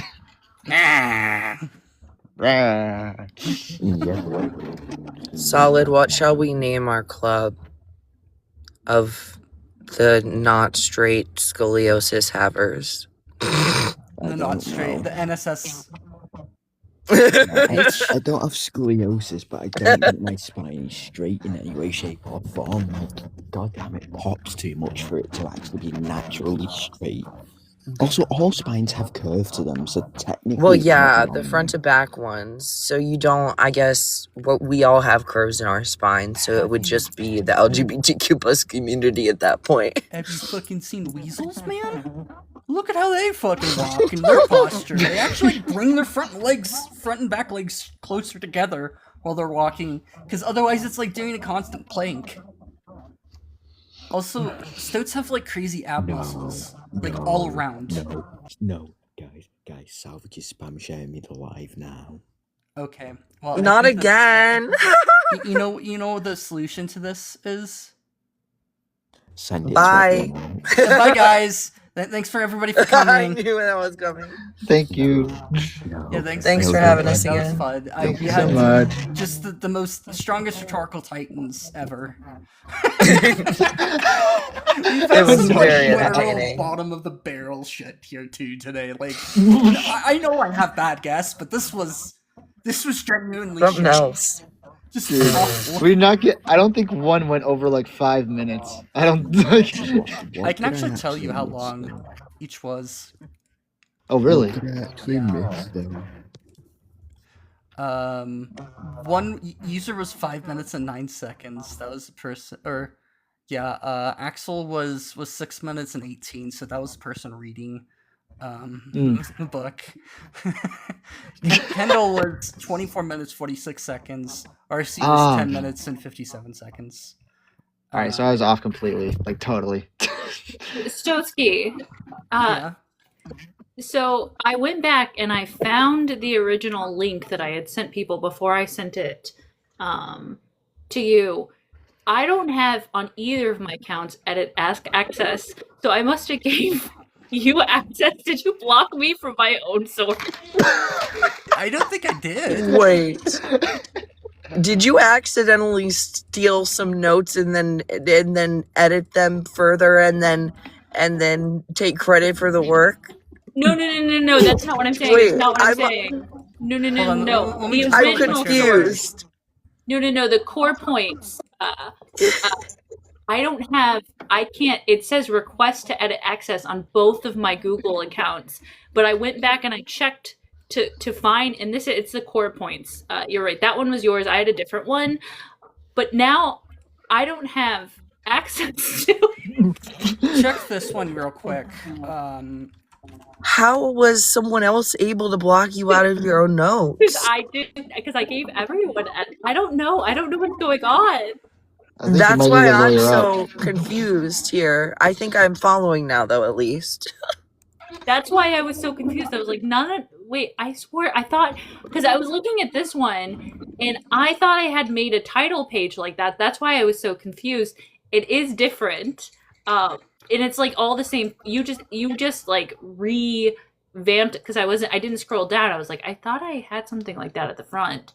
But yeah, it's like core points. This is the that one account was that the one. owns it. I'll send it to you in a DM here. That's the one that has ownership of that. If that helps at all. Also, is that your last name? Because that's an unfortunate last name. I'm sorry. Oh, I probably shouldn't be giving that to people. Oh, Maybe geez. not. That's I just didn't I don't even realize. I don't need to know the last name, but like that's just like wow, that's so unfortunate. It's like oh no. Okay, this isn't doxing me at all, so I'll share it. I went to the bank earlier today to get a new card because I somehow broke mine, and the last name of the like banker, accountant, whatever that we were talking to and working with today, her last name was Butt. Just Butt. So yeah, I thought that was pretty goofy. She literally just had to say yes, my last name is Butt before we like asked or said anything. I always thought the last name Gaylord was pretty funny. That's an awful one. That's a pretty good one too. Yeah, that's a pretty good one. There was a girl that went to my school that had that last name. It was just it was rang over the announcements, and it was just like, oh jeez, why? Okay, you know how at the beginning of the year they'll do like the roll call initially and they don't know anyone's names and so they butcher everything? Yeah. Well, my last name growing up, well, I can say this because this isn't my last name right now. I think I'll be good. Okay.